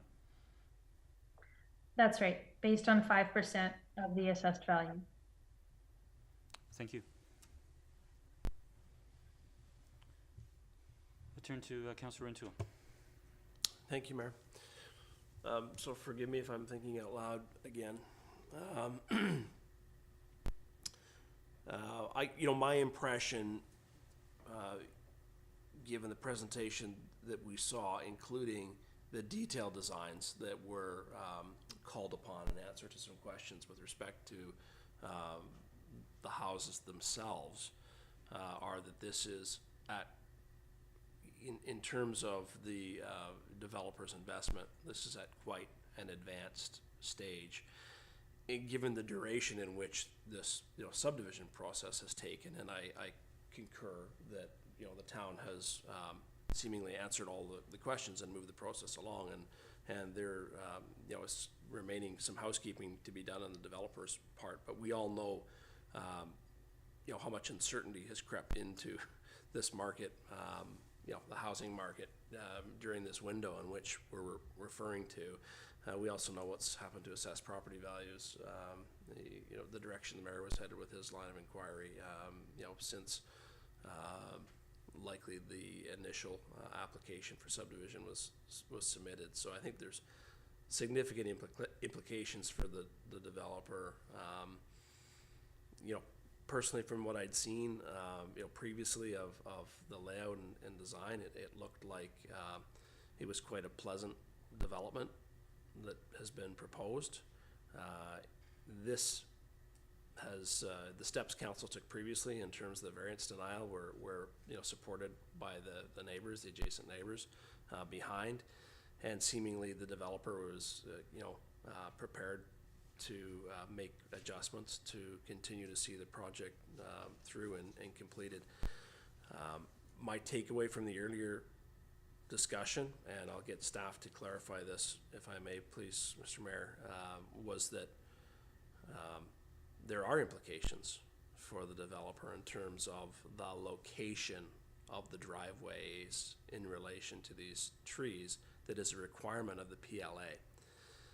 And that from some questions I believe the mayor had asked, we'd anticipated that a number of these trees, as many as 4 of the 7, would have been, sought to be removed at any rate. And so the net increase we're talking about to fix the location of the driveways and enable the subdivision application to proceed is arguably 3.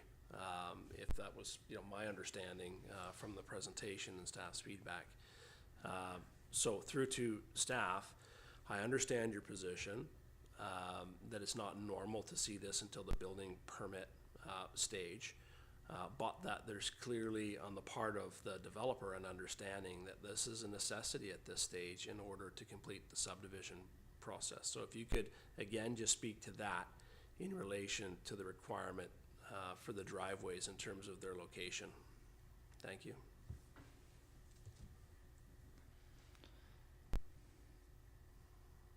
Mr. Hagan. Through the mayor to Councillor Rintoul, I'll start with a response to that, and then I'd like to ask Jen Clary to jump in if she would like to add to it. In terms of whether it's a necessity right now to remove these trees to allow the subdivision to progress, no, it's not. The subdivision could be redesigned. They could reroute the proposed civil plan on site. They could redesign the dwellings to remove the basements and design houses that take into account the site constraints in terms of grade and the protected trees and critical root zones. It may well be a necessity right now for them to find out if council will approve their request. And council can approve tree removal permit applications. They cannot approve subdivisions. So maybe Ms. Clary could give us some information about the tree bylaw and council, whether they can approve a tree removal with a condition about the timing of the building permit. If you can do that at this point. Sure. Through to council, I can't find anything in the bylaw that would prohibit council from directing staff to do that. However, as Ms. Hagan says, that there could be designs around the trees to protect them. Yeah, that's all. We appreciate the clarification, Ms. Clary, on the future dating, if you will. I'll turn to Councillor Garnett. I'm ready to move a recommendation if there's no other questions. I'll just turn quickly if there are any other questions from colleagues. I'll turn to Councillor Garnett. Well, the recommendation that the request to remove 7 protected trees from 9376 Lochside be denied at this time. Second. We have a seconder, Councillor Garnett. Thank you, Mayor. There's a few ways of looking at this, but I think the way I'm looking at it is this is not about a subdivision. This is simply a tree protection or a tree removal permit request. And that's, I think we're looking further than what it is. It's like anybody else that comes before us to ask for tree removal. So that's the perspective I'm taking on it. And I'm not considering what the layout of any subdivision it is, because that's for staff's purview. And they've said that openly many times. And for the removal of these trees, I don't see any valid reason at this point in time for the reason staff has commented on. Like, we don't know what's going to happen there. We don't know how long it's going to take. These trees provide a benefit to our community as it sits right now. I appreciate what the proponent said about planting more trees to help increase the tree canopy, but you're taking protected trees out and they provide a benefit to the community that's different from newer trees. It's as simple as it is. I do find it problematic that they mentioned that part of the rationale is for ocean views.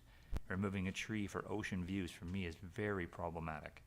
And as far as the actual, if you want to go the subdivision way of looking at it, they can still design this in any way, shape, or form. It doesn't have to be the way, it doesn't have to be pigeonholed into what they're saying to have these trees removed.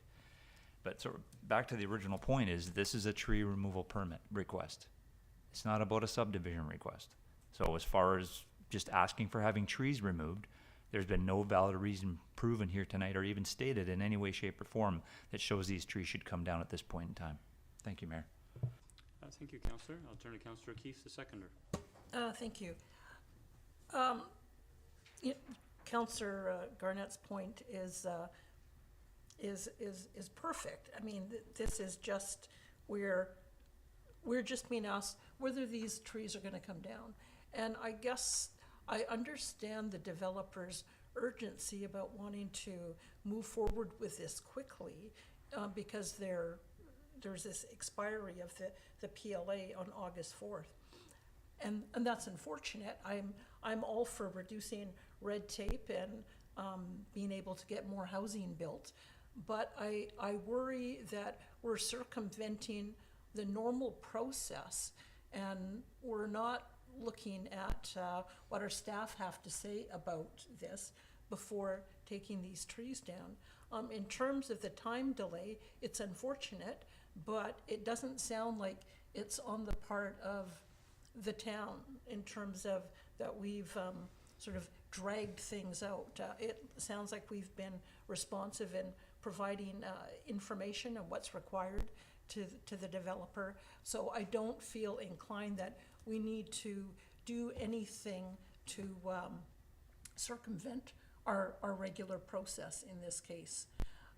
In regards to the uncertainty in the market, that's definitely a factor. And I guess one of the things I worry about is that if we go ahead and allow these trees to come down, and what's happening in the development community right now is a lot of developments are deciding not to move forward because once they look at it, the cost of materials has gone up exponentially. And so a lot of developers are deciding just to park projects for now. So I would worry that council would go ahead and say, yeah, take down those trees. And then in the end, they decide not to proceed with that project. Also, we got into a whole lot of detail in regards to how things could be sited on the property. We were talking about the grades, whether they should have below ground parking or not. And I just think that's way beyond what we should be looking at in a tree removal request. I think that's what staff have the expertise on. So I would rather staff look at it. If there's other options that they can figure out that we can save the trees, or maybe it's not. But I think staff are the ones that need to evaluate this. So, yeah, I agree with the motion to deny. Thank you. Thank you, Councillor. Turn to Mr. Humble. Thank you, Mr. Mayor. Yeah, one point I wanted to make this evening as well is I think one of the challenges that staff have with this is given the statutory deference of an approving officer. Basically, an approving officer has the discretion to approve or deny the subdivision for whatever reason that they see as being valid. So Ms. Verhagen you could decide to remove the trees or grant the tree removal request at this stage, and the trees are removed. But then subsequently, the approving officer determines that the subdivision cannot be granted for whatever reason. And they have the authority to do that, to deny the subdivision. In fact, they could deny the subdivision for the fact that they want the trees retained, which are protected, which is in direct, opposition to what council has already authorized. So that's the challenge with respect to this type of process coming forward at this time. So I wanted to point that out to council. It's really challenging with respect to the statutory obligations of the approving officer. Thank you, Mr. Humble. I'll turn to Councillor Wainwright and then Councillor Wintoul.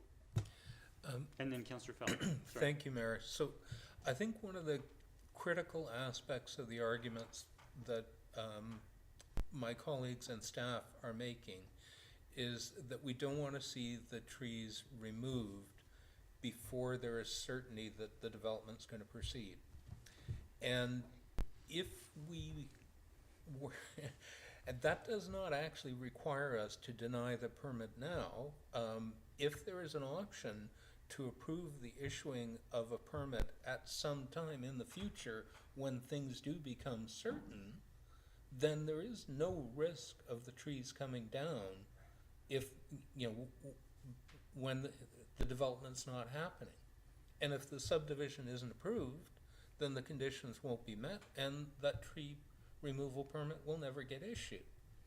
So I think that we're afraid the trees might come down and the development never happen is a red herring. I really do think it is.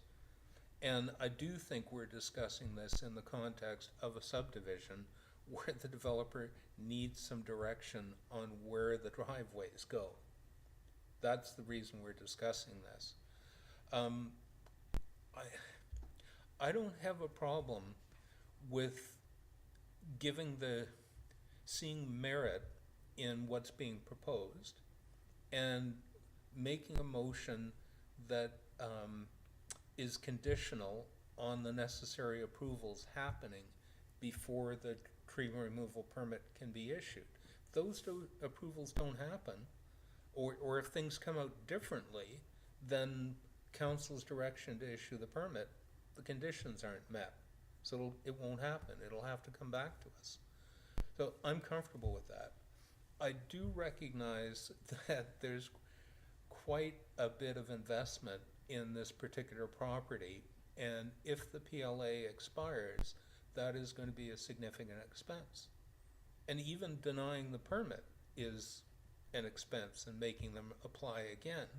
I mean, we could at least table the thing and deal with it later and not, cause them to reapply. At any rate, I will not support the motion that's in front of us. I think we've got better options. Thank you, Councillor Wainwright. I'll go Councillor Rintoul, Councillor Fellett, and then myself. I'll first turn to Ms. Verhagen. Thank you. Just wanted to add to all of council, following on Mr. Humble's comments about the statutory obligations of the approving officer and Councillor Wainwright's comments about what would be the implications if council was to approve this now and with the condition that they not come down until a building permit is issued. It would complicate things for the subdivision review. One route that might go is that the applicant proceed with a civil design as if these trees are being removed, which does not comply with the PLA requirements, which would make it a real challenge to approve a subdivision that does not comply with the PLA. So that would be a challenge. Thank you. Thank you, Ms. Verhagen. Councillor O'Keefe, I'm going to wait until we have all first-time speakers. I'll go to Councillor Rintoul, then Councillor Fellett, and then myself. Thank you, Mayor. I was going to speak in support of Councillor Wainwright's suggestion and indicate that I was inclined not to support the motion that's before us, but to explore other options. I am concerned with the statement that we just heard, however, that there are implications potentially from the perspective of the approving officer, and I fully understand that that is a role that falls to staff as opposed to council. I have some thoughts or questions about the PLA and the process, but it's not material in the sense because we are where we are.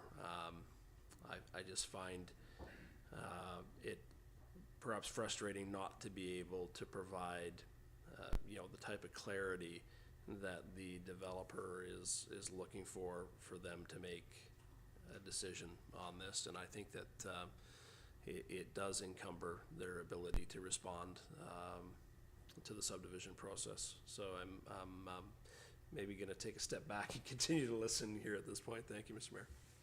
Thank you, Councillor. Councillor Fellett. Thank you very much, Mr. Mayor. I think, pardon me, I think we're overworking this request, and I think back to some other recent discussions that we've had at the council table where we're trying to make something fit.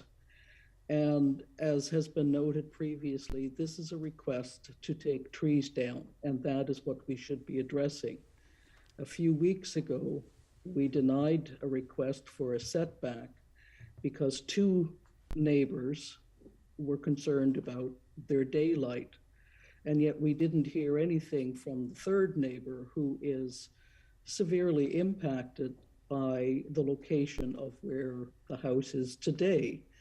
So had we approved that request, we might not be having this conversation tonight. Nevertheless, what the developer chooses to build on their property is something they have to work on. The current plan they have is for 7 live units, 3 duplexes, and a single family. Perhaps it's simply a matter that they're trying to put too much onto this property, and in doing so, they're asking council to change the system of how we go about processing this, and we're putting our staff in an awkward position. And I cannot support something like that. This needs to be a simple, clear-cut thing, perhaps, and I appreciate the money that's in it and all of those things. But that should not be our driving force to make a good consideration that is about the whole community, not just one developer and one location. So I will support the motion to deny the trees to be removed. And I think that's where we should leave this at. We should make this a clean and simple process. Thank you. Thank you, Councillor Follett. My comments are in 3 areas. The first is with regards to, this is just a tree permit removal request. It is a tree permit removal request, but what we do when those come forward to council because they're being denied by staff is to consider the reasons for the tree permit removal. And the subdivision and aspects of the subdivision is a factor in considering for reasons behind the request for the tree removal. My second comment is I won't support this motion because I think it's inappropriate in the sense that as was indicated by the presenters at the beginning and I clarified through questioning, is that 4 of the 7 trees are already addressed in the PLA. And for us to deny that, I think is inappropriate because there is current staff have provided information on those 4 trees within the PLA. They haven't guaranteed that they're allowing the removal, but they've understood that that's part of the submission to date. So I just don't think those 4 trees pertain at all. And with regards to the other 3 trees, the 2 trees at the front and the one in the back,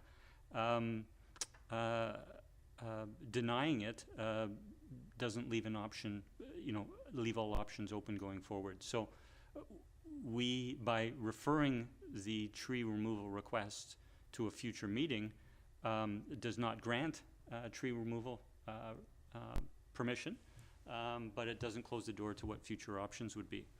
A question I have through to staff is that on the point that Mr. Humble made and Ms.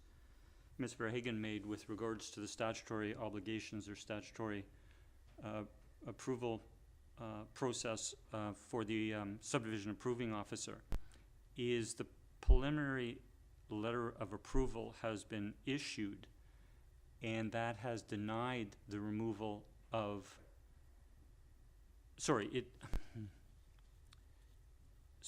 I guess my first question is the preliminary letter of approval does not speak to trees, does it speak to trees 1019, 1001, and 1003?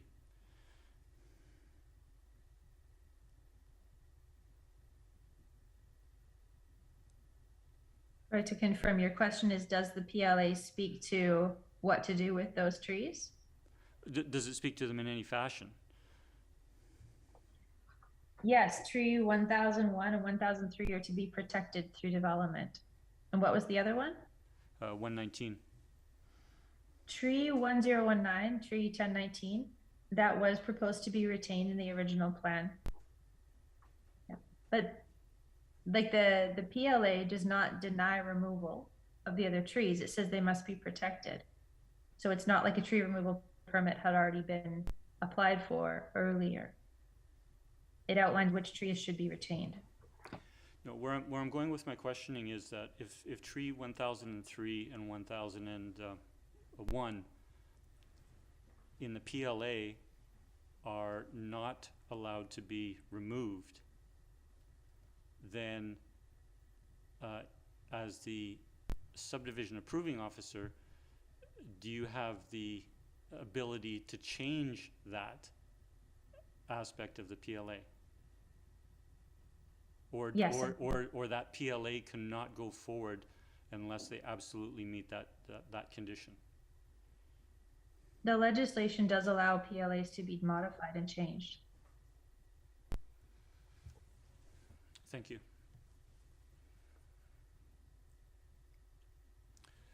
My, before I turn to second-time speakers, my comment is what I'm taking away. I certainly understand all aspects that the staff have provided in the reports and in their answering the questions and otherwise. But the proponents have come forward because they do not feel they can find a redesign that will make meet the requirements of the current PLA. And so, you know, the future is uncertain, and I'll leave my comments there, and I'll go to Councillor O'Keefe. Thank you. So just picking up on that point in terms of the contractors feel that they can't come up with a redesign, and maybe that's true. I'm not a planner, I'm not a designer. I don't know anything really about the geography or geology of this particular parcel. So that's what I count on staff to do, to look at this, because maybe there is an option. Maybe if they had smaller size of buildings, maybe if they didn't put in underground parking. And I mean, I know the developer addressed some of that, but I would like to hear it from our own staff who are experienced in these things and are looking out for our community's interest. And if they look at it and come back and say, yeah, we agree, that's fine. Maybe they'll come back and maybe they'll have some other options that the developer hasn't thought about. The other point for me is that the developer is looking for some clarity in terms of how to move forward. And I'm not sure that even if we were to either approve taking these down, or if we did it on a conditional basis, that would provide them with any further clarity. Because all we're doing is saying, okay, you can take those trees down, but the final authority for the subdivision is with the approving officer for that subdivision. And so what I worry about is that if we approve this, they're thinking, okay, we've got clearance to go. We're going to take down these trees, and now we can move ahead with our development, and here it is. But really what they need to be doing is talking to the approving officer, because as was stated, they're the ones that have the authority to say whether this is going to go ahead. We could say it, yes, go ahead. But if the approving officer says, well, no, there's other factors, the subdivision could be not approved anyways. So I think we're in a difficult spot, and I guess, you know, knowing whether to go with what the developer is saying or staff, I guess I lean towards, in this case, on our staff that have the experience on these things to guide us best. Thank you. Thank you, Councillor O'Keefe. Could staff, I do have an additional question for staff, and that is with regards to the motion on the floor denying the tree removal for all 7 trees. And the letter does speak to, the preliminary letter of approval does speak to acknowledging the removal of 4 of those trees. And so it would seem that the motion on the floor would actually implicate the PLA in an unintended way. Thank you. Through the mayor to council, to provide clarity, the trees that the PLA speaks to are mostly within building footprints where a building may be situated. So again, the PLA says that tree removal permit applications are required, and we've had multiple discussions with the applicant about the timing of those. As was stated multiple times through this conversation, those are reviewed through the building permit process and issued when a building permit is ready to be issued. We don't want to presuppose where somebody may put a house there. And if the house plan changes, the tree may not have to come out. Thank you. However, it remains if we deny the staff have not indicated in the current PLA that those trees cannot be removed. They have done that with regards to trees 101, 103, and 119, but they have not done that for the other 4 trees, and hence, I believe, I do not support the motion because I believe it overreaches.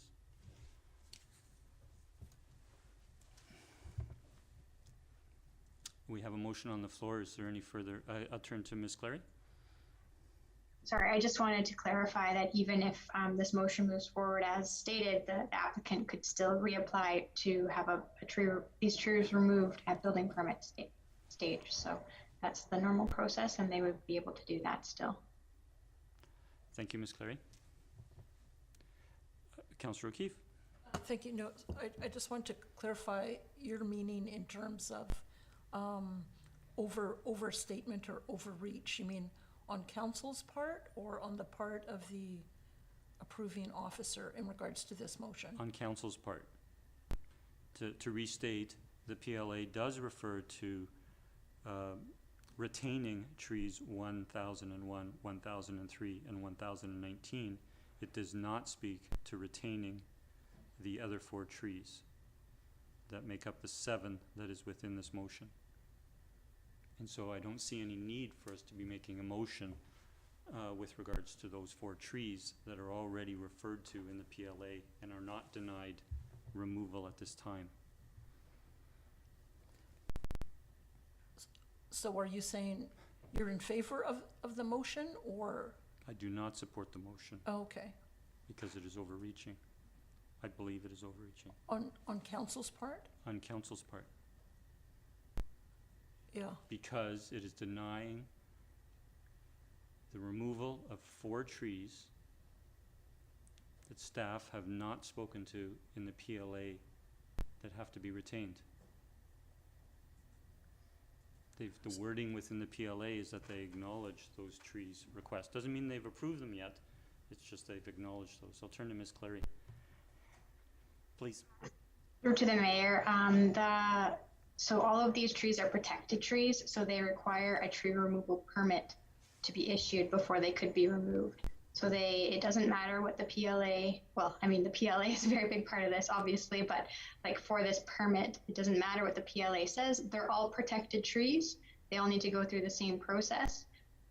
So the tree removal permit for all of them would need to be denied. Thank you. I don't see what consequence there is if we deny the tree removal request on those 4 trees.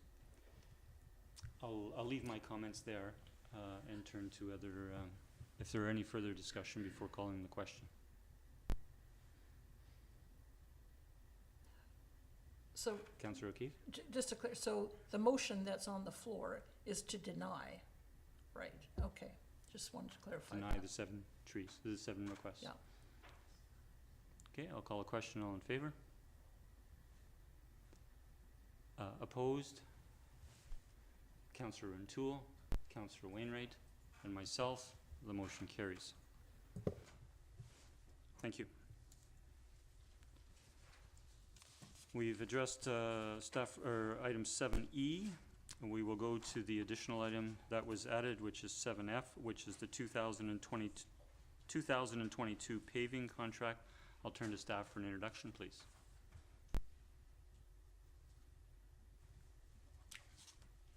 Thank you, Mr. Mayor. So this report brings forward a recent closure of our 2022 paving program for the town of Sydney. The project went out to tender at the end of May and closed on June 16th, and incorporates repaving of 4 different areas that are identified in the report. We had 2 bids received, and staff have made a recommendation on award of the 2022 paving program. I'd be happy to answer any questions. Thank you, Mr. Demare. Are any questions from council? Turn to Councillor Garnett. Thank you, Mayor. If through you to staff, if you could just refresh my memory on what the actual budget amount we allocated for it was, if we know offhand. don't have those at my fingertips. They're 4 different projects, so they each have their own budgets associated with them. And each one, and depending on the project, also includes budgetary amounts for rebuilding of road bases. So that's some town work that's included in those budgets. Oh, we're confident that whatever we've set aside will more than cover it. That seems to be the indication here. Yes. Okay, thank you. Thank you very much. Thank you, Mayor. Thank you, Councillor. We do have a staff recommendation. I'll move that the contract for the 2022 paving program, contract number 2022-005, be awarded to Island Asphalt Company. Second. Discussion? I'll call the question. All in favor? None opposed. The motion carries. Thank you. And we'll turn to our last item on the agenda, which is under correspondence. We have item 8A, of the Washington State Ferries Service update. And we have a recommendation. Does staff wish to give an introduction to that, Mr. Humble? No, we're good, Mr. Mayor. Thank you. Move receipt. Second. Okay, sorry, I did have a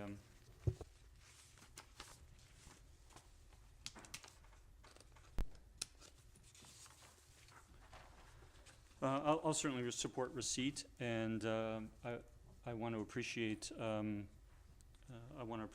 the communication that we've received from Washington State Ferries. This update came early last week, and there were media requests, and this item's been reported out on in the Peninsula News Review, and I did an interview on radio. And I just for the benefit of the public who may not have seen our media release or the PNR article or the radio interview, I just wanted to state that the update that Washington State Ferries provided on their service restoration plan, that they do not anticipate being able to operate the Sydney-Anacortes route until the summer of 2023 at the earliest. And I should note that the ferry service between Sydney and Anacortes is run by Washington State Ferries. The town of Sydney does own the Sydney Ferry Terminal and has a long-term lease with Washington State Ferries to operate the service and operate the terminal. It's disappointing that this important connection between our region and the United States will continue to be suspended. We've been told, and we can appreciate, that the major challenge for them is having a shortage of qualified crew members. And of course we see this with our own provincial BC ferries experiencing the same challenges. It's also disappointing in that the town was looking forward to celebrating the 100th anniversary of the ferry service this year with the community of Anacortes, which has been a sister city to Sydney since 1996. There are economic and social impacts to the ongoing closure.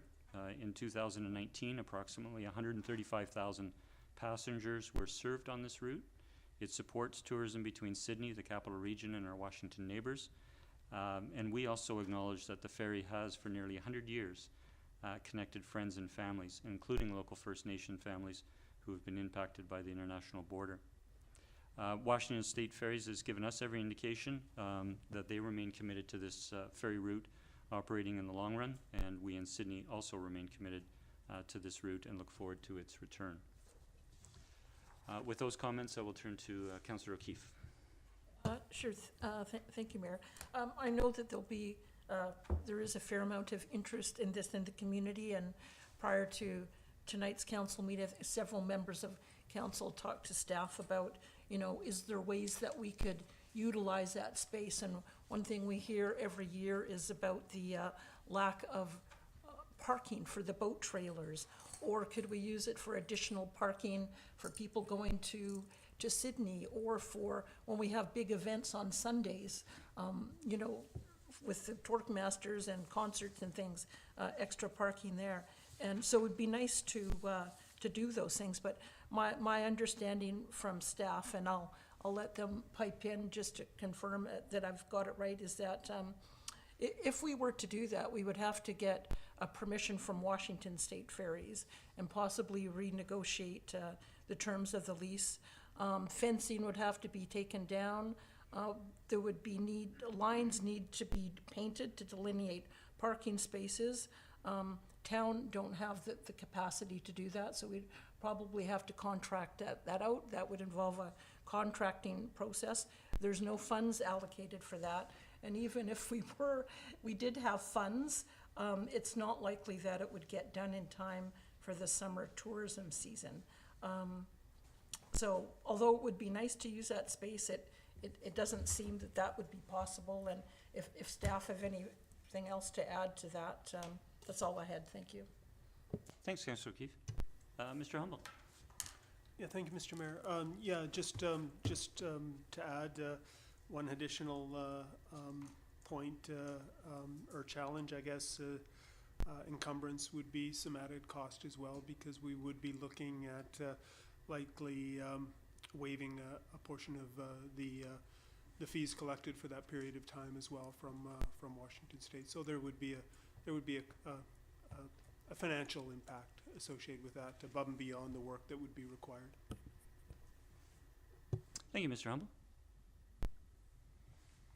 And with that, we do have a motion on the floor to receive. I'll call a question. All in favor? The motion carries unanimous. Thank you. And I would look for a motion to adjourn. So moved. Second. Moved in second. All in favor? We are adjourned. Thank you, Council. Thank you, staff.